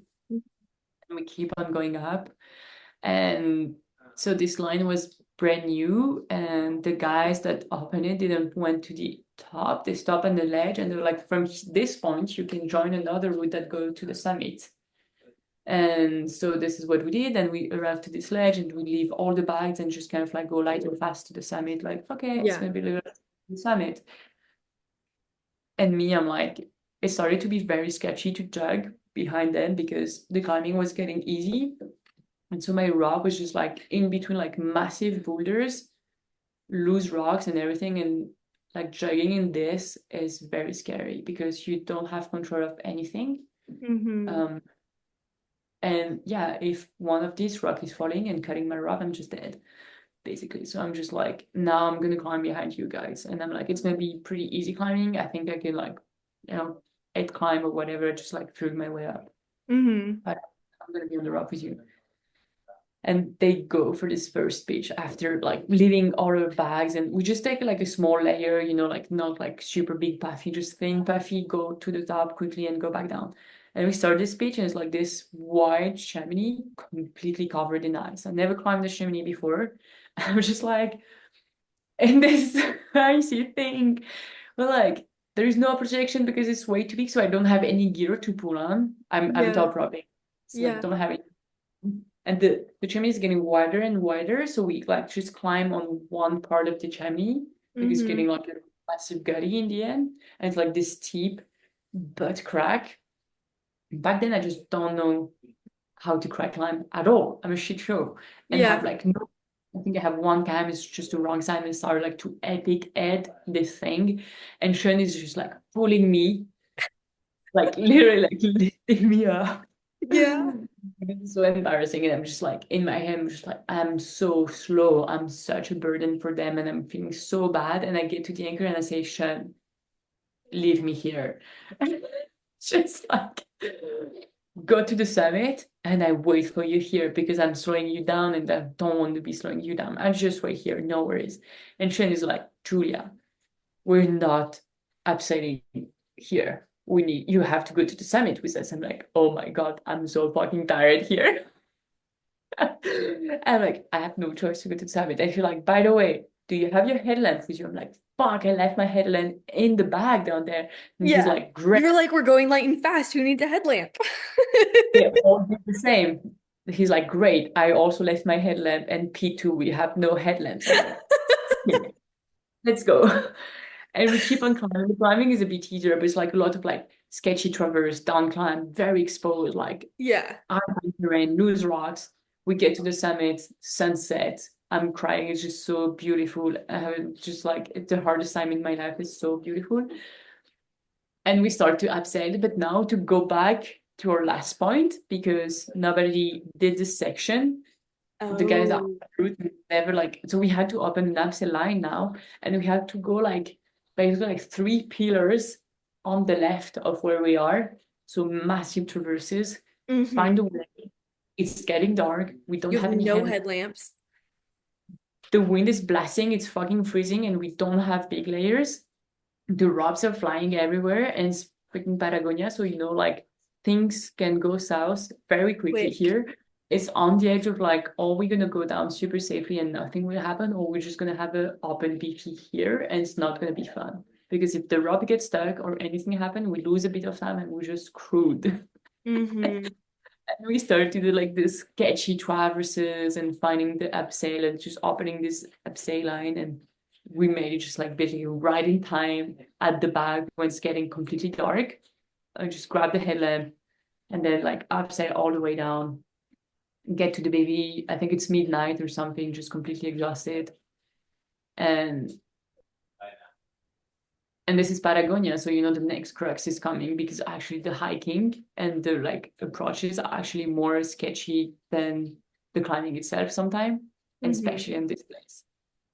And I'm like just so exhausted from the last 2 days already, and mentally just drained. I use all my tank of like fear, I guess. And I'm like, great. The crux is tomorrow, actually, because we're gonna have to cross the slabs, the Oh, ski slabs.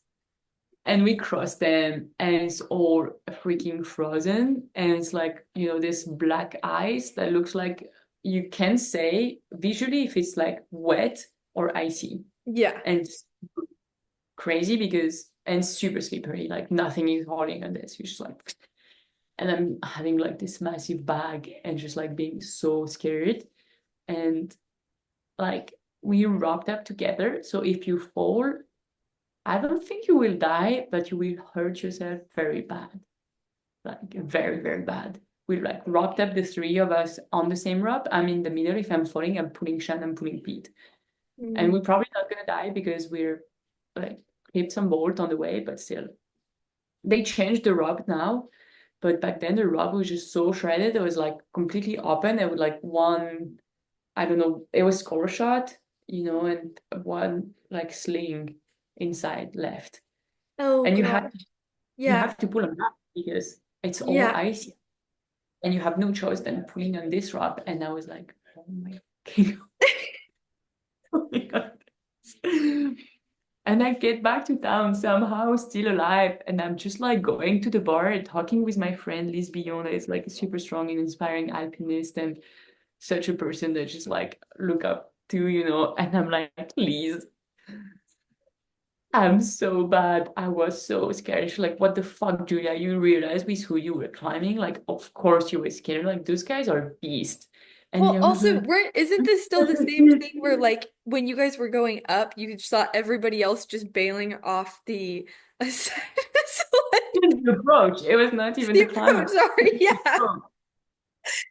Oh, And and I had like just such ignorant knowledge. And this window, I went back across the slabs, and then yeah. now the rope is brand new. They changed the rope. It's amazing. So you just pull on the rope, and that's like completely fine. It was a bit icy when I was there, but just a tiny, tiny bit, nothing compared like last time. But I went back and I looked at the slab, and they're actually super impressive because you have like those big slabs, and then it's like dropping down onto a glacier, like, I don't know, 600 meters down. Mm-hmm. And it's kind of super impressive place to be, actually. Like visually, you're just out there. And I guess back then I was just kind of like blaming myself so much for being scared and being slow, and yeah, just going back now, I was like, oh my fucking god, like what did you do? It was so sketchy. It was sketchy as fuck. And I like had like less knowledge, less like, I was not used to hike with a lot. Like now I think I'm just like a bit better. I have like, because I didn't grow up in the alpine. I didn't grow up like doing being in the mountains, or like, like I have a bunch of friends that just like grew up doing that. And it's just like, walking in like weird terrain is like super easy for them because they just like did this all the time. And I feel like I had to learn that for the last 3 years. And yeah, just, I don't know, somehow I'm in Pakistan, and I'm with like French super good alpinist, and I'm like, I think I've walked like less than 10 times on a glacier in my life, like, Yeah. and you're just like, oh my god. But that's okay. I think I'm just so psyched all the time that like people are like, well, like Julia, do not complain, and she's always super motivated. So I Yeah. guess that's good. Mm. Who have you most looked up to, like breaking into this world? Because we were talking about this on Monday too, just like there aren't a lot of other women doing what you're doing. And then also this world is just so small. So like who have you kind of like looked to and like even found, like been able to have these conversations with? Mm. I didn't really have these conversations with a lot of people yet because it's kind of hard to like meet together. And I guess I get like those kind of conversation actually with athletes. Mm-hmm. Um, it's actually a very interesting subject because it's like a very male-dominated place, and just in general, not only photo, I mean like with athletes. And so there's only a few people who will talk about their emotions. And this thing that happened in Patagonia, like, took me a while to digest it and understand what happened, and being like, yeah, your emotions were legit, and it was okay to be scared, and it was not because you were a female, and it was not because you were like a piece of shit. It was okay because, and I talked with one athlete, and it was actually like a very interesting conversation that just like blew my mind, because it was finally a man putting word on emotion and on fear, which is Mm-hmm. nothing that happened that much on, I feel like, this adventure climbing alpine world, where people are like, I'm this tough alpinist, like, I don't talk about my feeling. I don't say I'm scared. Um, so having somebody is just saying that, yeah, of course you're scared, and that's normal, was great. But I guess like, I think, yeah, on like just photographers, I like Drew Smith. I've been like a very big inspiration of mine, and just like love his photos, and just being like, wow, like there is so much humanity in his photography and so much poetry, I think. Mm-hmm. And the thing he's doing is just so amazing, and just like it was like a big inspiration. And like, I guess also Austin Sidak, are just like two people I'm really looking up to. Just kind of like, wow, it's like very inspiring to see these people doing this so casually, um, and just doing like such a beautiful art. I mean, more than just like commercial stuff. I think it's just beyond that. And um, yeah, but like, I feel like I'm very inspired also by Tara Kessner. She's a US photographer, and yeah, her photography is just so amazing. And I'm kind of happy because actually within the last 12 months, I met these three persons, Oh, kind that's of random cool. places, and I was just like, oh my God, I'm meeting my hero. um, yeah, but I feel like in the pure expedition style, and like more big war style like that, where like you're actually part of the team and being on the wall and carrying loads and being out there 100% like the athlete. Like, I'm not like flying in with an helicopter. I'm like sailing to go to Greenland. I'm hiking 7 days. I'm carrying the same load and Pete and Shen, and Mm-hmm. I'm trying to keep up with them. And then I'm spending 18 days on the wall with them, and I'm hiking out the same way, like being 100% part of the team, and not being like, well, I'm gonna fly in with like a camera crew. And I just feel like, just in general, there's not a lot of people doing that. Um, because it's just such a small pool. Like, if you look at athletes, there's not that many athletes doing that too. Like, it's just like a small world. But like, yeah, I'm just don't see that many females, and I think it's gonna change. But it was like for sure a mental challenge. I didn't realize straight away that it was a mental challenge for me. Where like, I think when I was in Patagonia the first time, I was struggling so much and blaming myself so much because I was comparing myself with Pete and Sean, which you shouldn't do, like. No, nobody Yeah, should do that. Don't compare yourself with the best of the best. yeah. But at the moment, I'm like, my only comparison thing right now is like, I'm not going fast as Sean. Yeah. I'm not being as bold as Pete, Mm. which is not, but because I have nobody to look up into and being like, identify myself, being able to identify myself to someone, make it very hard. And I guess also had this is pressure. I think I put just myself on myself, but I had this big pressure of being like a female doing this. Of I made a joke to Sean, like, I said to him, like, why my backpack is heavy? It's because like the weight of society I'm carrying right now. And because I felt so much pressure of being good, because what if I'm not I'm not being good enough right now? What are they gonna think? They're gonna think, well, like whatever, she's a slow person, or it's like the first time they're probably working with a female, where it's like, I mean, like they work with female before, but more like on, photo shoot at the crag or amateur stuff for the sponsors, not necessarily like out there, just yeah, just it's more like an more informal kind of shooting setup where you just like have to be with the athlete and like try like them, like except you're not climbing, but all the rest is the same. And I had so much pressure of being like, what if I'm too scared? Like, oh, she's CC because she's a girl. Oh, she's winning because she's a girl. Like I don't want to be complaining. I don't want to be scared because then it's probably gonna be. And this is not the thing that they made me feel at all. It's just like coming from me and just, I guess, just the pressure of being a female in this environment where like I was like, well, if I'm failing for all the females. Like, kind of like, oh my God, like if I'm like just not being perfect here, then maybe they're not gonna want to work with another female later,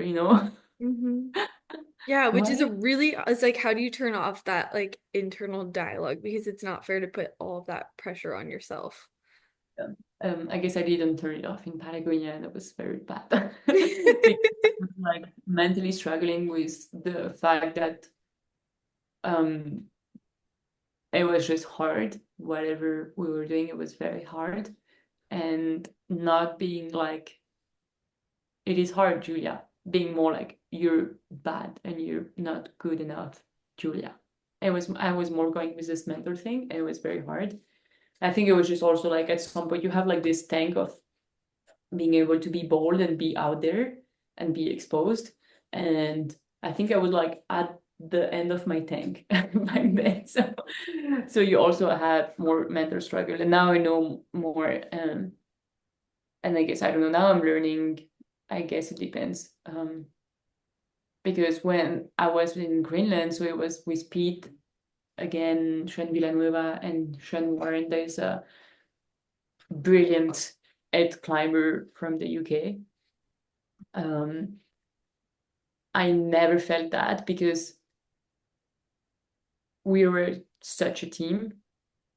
Like there was no question about like anyone's value. There was no ego. There was just nothing, which is like you're 100% part of the team, and we're like just this like big support bubble where I felt like I never felt that much confident in my life. Mm-hmm. And it was because of the support of my team. And I never had this like then bad mental spiral of feeling that I'm not belonging here, or this is not my place and I shouldn't be here. And I felt like, yeah, I just felt so surrounded. And then you feel like you can do anything because you erase completely your ego, and you're working for a team and you're not working for yourself. You're working for the team. So it's just much bigger scale.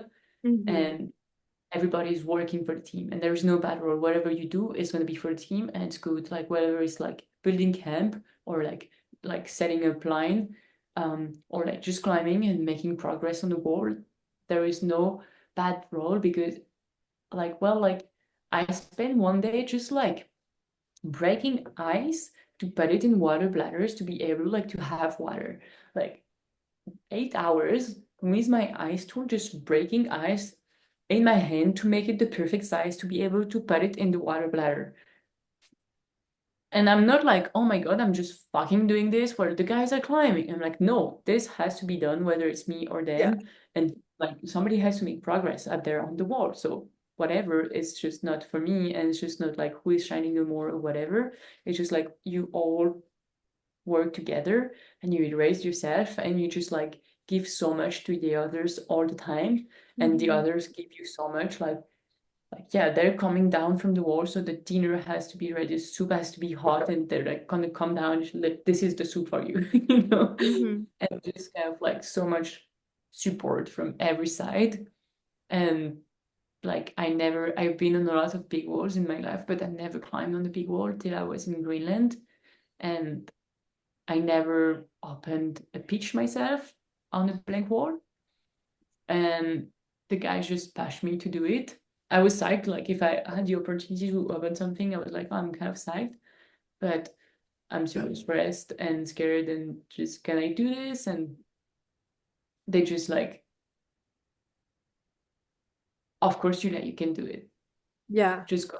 And then I felt like I started to climb. And I was like a bit stressed for 30 seconds. And then I was just so excited and just so in the moment and feel like so supported that like they gave me so much strength.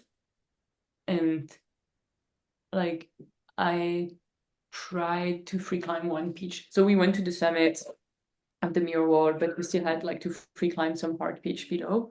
And it was kind of like this, like, well, we have like still like 7 days of food. And it's kind of like, oh, we have 7 days to play on the wall and do whatever we want.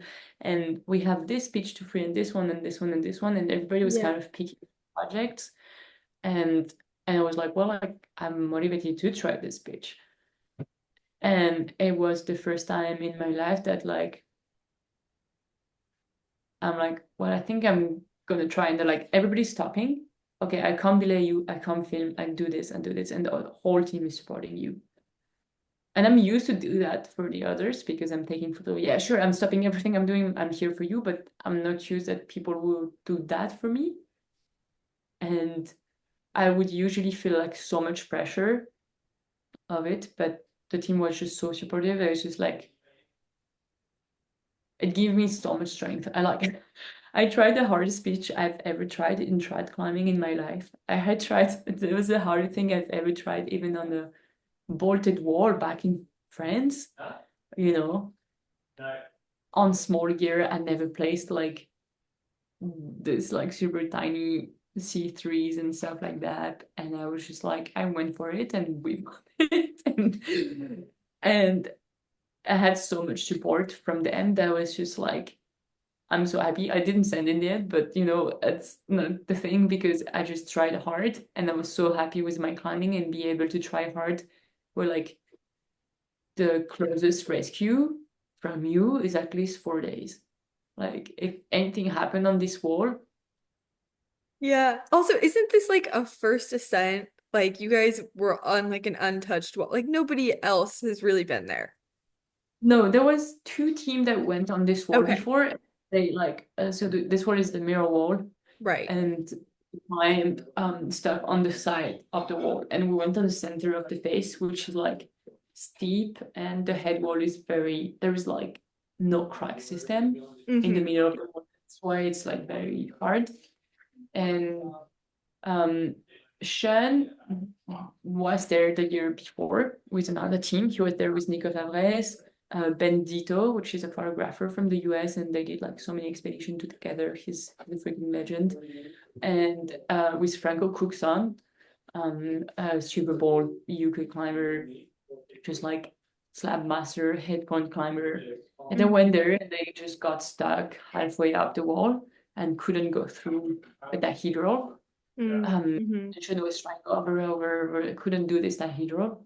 And the year after we came back, and so we went the exact same way than they did, and except that this time Sean just cruised the dihedral first go, which was insane, but Casual. yeah, we're like just like, okay, let's see. This is your moment, Sean, like let's fucking go, you know, like give all you got. And he's just like going and just like super like smoothly climbing. And we're like, what the fuck? Like You're like, wait, how did, yeah, that's crazy. like, I don't know, I tried like 70 times last year and I just like couldn't do it. And now he just like And then casually just like, boom, first time. Yep. yeah.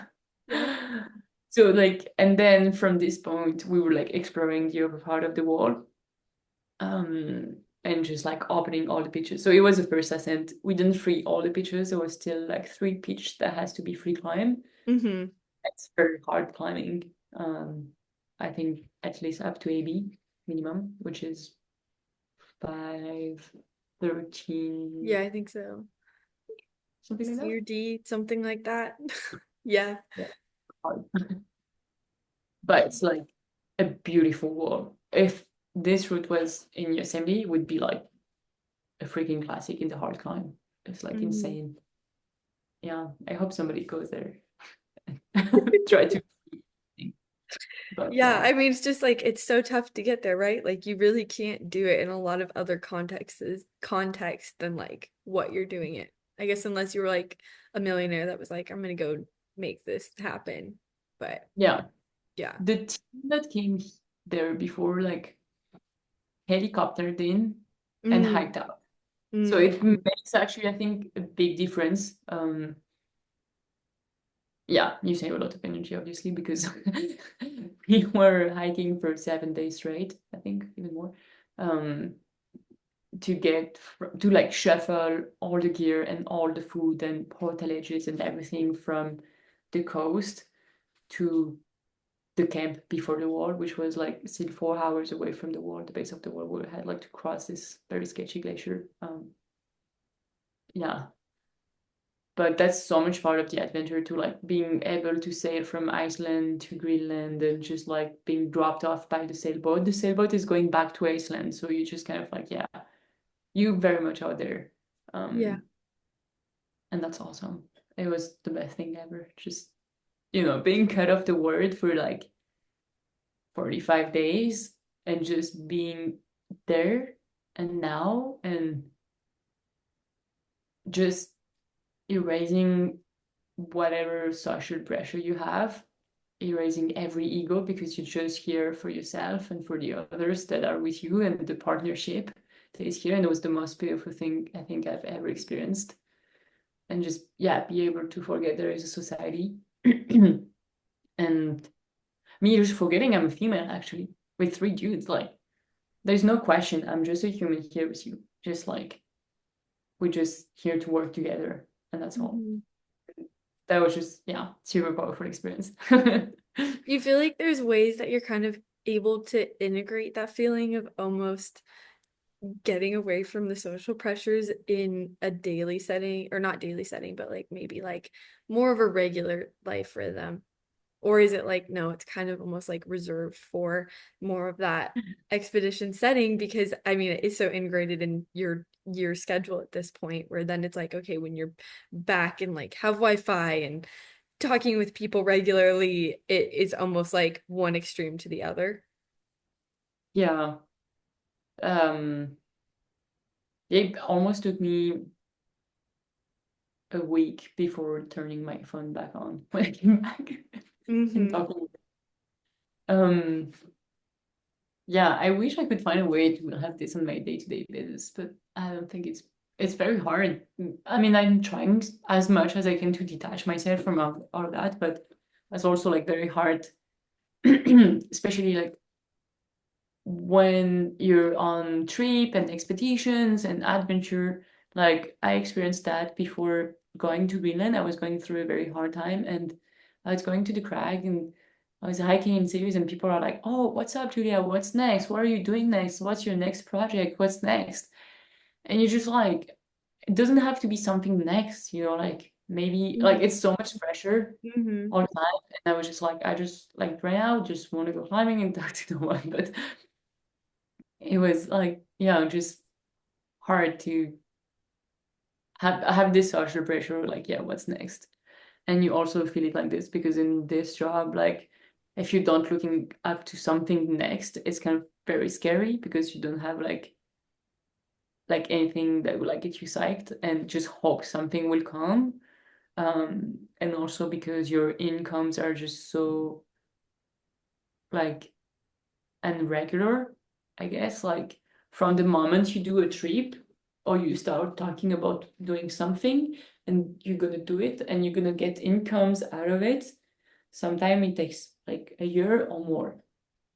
And so if I'm not like thinking to the next project now, it means like I'm not gonna get incomes for like, like kind of like, oh, like snowball effect of, oh, then like it's gonna be hard this moment and this moment, and it's kind of, yeah, Yeah, another. well, and do you do anything to kind of like diversify that in a way of like, okay, maybe I'm focusing on a couple of smaller projects here so that like I might I don't know, like are there points where you're like, okay, like I really am wanting to lean into maybe even like being somewhere for more permanently for like a couple of months. So like if I'm wanting to do that and craving that, then like what are other like income paths that I could kind of integrate? Or are you still more on the like, no, like let's just see what that next thing is?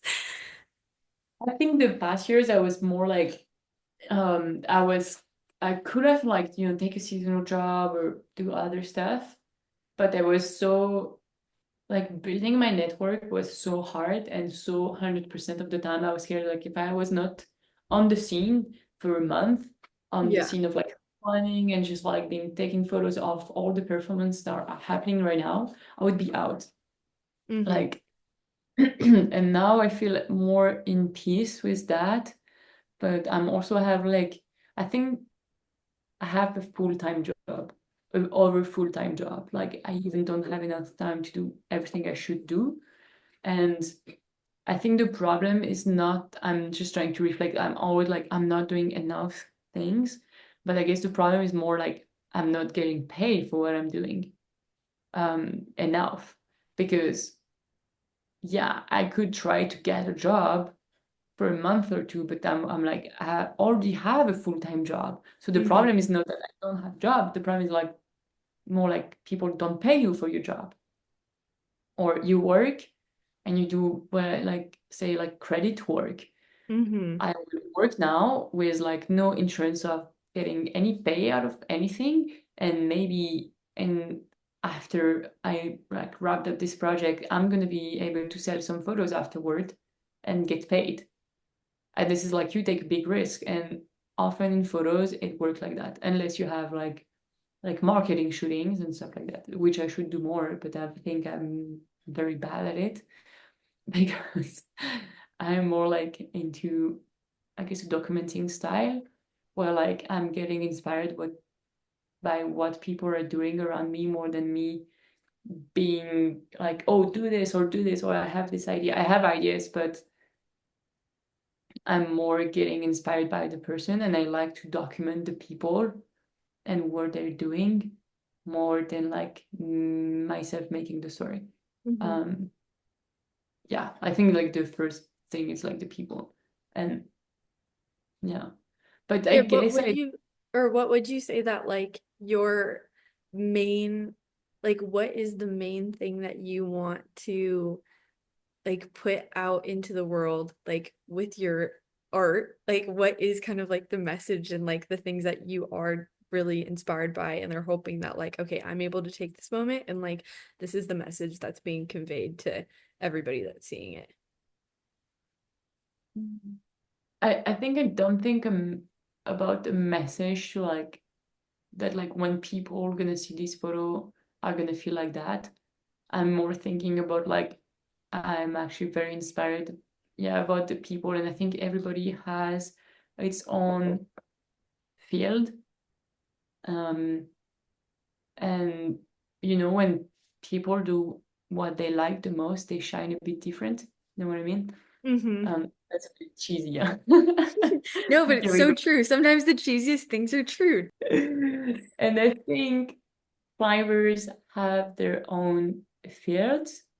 And for example, like I worked a lot with Steve Van Hay in Europe, just in sport climbing when he was like trying a hard route in Spain, or when like a bunch of stuff.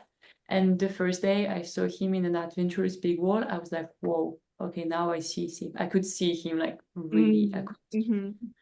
And I could like, I just like analyzing people. And I think climbing is such a beautiful way of expressing yourself because you're just out there, and when you take a climbing photo of someone, they're just like, you climb, you cannot lie when you climb. You cannot lie. You're just 100% yourself when you're in this beautiful moment of effort. And it doesn't happen all the time, but when you are able to create this situation when this will come out, this is what I want to get, the trueness of people.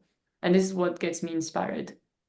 Um, and yeah, being in Greenland on the mirror wall with Sean trying a super hardcore dihedral, it's 100% Sean. Mm-hmm. Seeing Pete going through a very hard pitch very renowned, where it's like no fall allowed here. And you see this thing in his eyes, and I'm like, well, now I see him. Like, I see this person. I really see this person. And this is what gets me inspired. And I guess when like just like you add a bit of wind, you add a bit of snow, you add a bit of spiciness around it, and just a bit of suffering, and then you have the whole package where like I'm like getting super inspired and just like, oh wow, this is happening here. But my main focus is just pretty much the people, like learning the people and be able to observe and just understand them as they climb. And I think, yeah, I feel like so grateful whenever people let me take climbing photos of them, because you're just so exposed, in some way. Like me, if somebody's taking a photo of me climbing, I feel so naked, because you can see everything. You see the Mm-hmm. eyes of the people, the style you're gonna climb, the way you're climbing. I think reflects a lot about your personality. Mm. Um, like so much, the rhythm, the way you grab a hold, the beta you're using, the way you use your body to move. It's like dancing in some way, and I really like this. And I think that's why I would like never be bored in my job, because it's not about me, it's about the others. And there's so many different shade of people and type of wall and type of climbing and everything. It's just like all the time just so new. Yeah. Yeah. That interspices. Beautiful. Yeah, I love that. Okay. Oh my gosh, it's already 6:51. I feel like we should probably wrap up a little bit. Um, what do you feel like are some of the things that you like, what are some of the life lessons that you feel like you've learned through this? That's a really broad question, but I'm still gonna ask it. And like, what do you think are some of the things that you wish you would have known, like even in that first month of like moving into your van? The thing I would have known, like I wish, like, Julia, building your electricity system shouldn't have took you 6 years, because it actually is super easy, and I did this before. And having light in my van literally took me 4 hours, Oh my and it gosh. it's great to do it. Yeah, yeah, yeah. So I was like not living. I was living in the darkness for 6 years. So yeah, I've been living full time out of my van for 6 years, and I just like, yeah, installed the light a few months ago, um, and it was super easy. So Julia, yeah, you should have known that before. It's not that much. You can do it. Living in the 21st century is actually quite cool. The light is Mhm. nice. Having light is nice. And yeah, I don't know what did I learn. I guess like I shouldn't say that all the time, but don't ration the passion. Mhm. Sometimes you have to ration the ration on the wall. You ration the ration, but don't ration the passion. Don't ration the It's a passion. very shitty thing. I like that though. Yeah. But it's a Christian quote, so I don't know if I can say it. Where are also like what are some of the films that are out that people can watch that you've done? Yeah, not much yet, because I haven't been doing that many things. I like filmed a lot, a big part of the Captain's 12 Cap project, which is out, and so it's like the sailing trip. I also took part on the Darkest Before the Dawn. It's on Epic TV channel. It's about Steve Van Hay trying the down wall. And I worked with Alex Egermont on that. And he did like all the edit and directing part, and I was filming with him. It was Mhm. amazing. Um, yeah. And then like I hold Pete GoPro in Patagonia, and people seems to think like I filmed this, but I was just holding a GoPro, so I don't think I filmed this. It's just like, but they did the video with like the trip to Patagonia, and the death lab. Yeah, and now I'm actually gonna go back to France beginning of April to premiere a movie with Bronwyn Hodgins. We've been co-directing this project together, and it's been an amazing journey. And I'm so proud to say that we were able to do 100% female production on this movie. Mhm. And so Bronwyn is the star of the project, the climber, but also like the co-director with me. And I've been taking the images, all of them, and it was just a full female team with like two super talented editors, Jen Randall and Kevin Worsnop from Canada. And then we had like the color and the sound were made by females too. And yeah, it's a full female production. So it was very, very challenging, but we managed to do it. And we're going to premiere this movie in Paris beginning of April. And it's going to be on the Mountain on Stage tour in Europe and in the US. And yeah, I'm I'll have to look excited. that up. Yeah. And then hopefully someday we'll probably do something with the Greenland footage, hopefully. Still working on that. Yeah. Yeah. Anywhere else that people can find you? Are there any other ways that people can support you? Photo website? I'm like, I need to order a printer too. Yeah. My website is so old. I need to like, refresh it. It's on the list. But yeah, on my Instagram, just my name. But yeah, I just don't post often. But Yeah. I should do You get more. 2 posts for a 10-month expedition. Yeah, you can post a year. This is what we can expect. Yeah. Wonderful. Yeah. Yeah. But yeah. Well, fantastic. Yeah. I'm gonna end our recording here. I hope that you enjoyed this episode. You should definitely go check out everything that Julia is doing. She just put out a film, La Rubia, and everything on her website and Instagram is super epic and rad, and you should just keep following along because I have a feeling that there are a lot more cool things coming from her. I hope that everybody has a wonderful rest of their week, and stay tuned for more.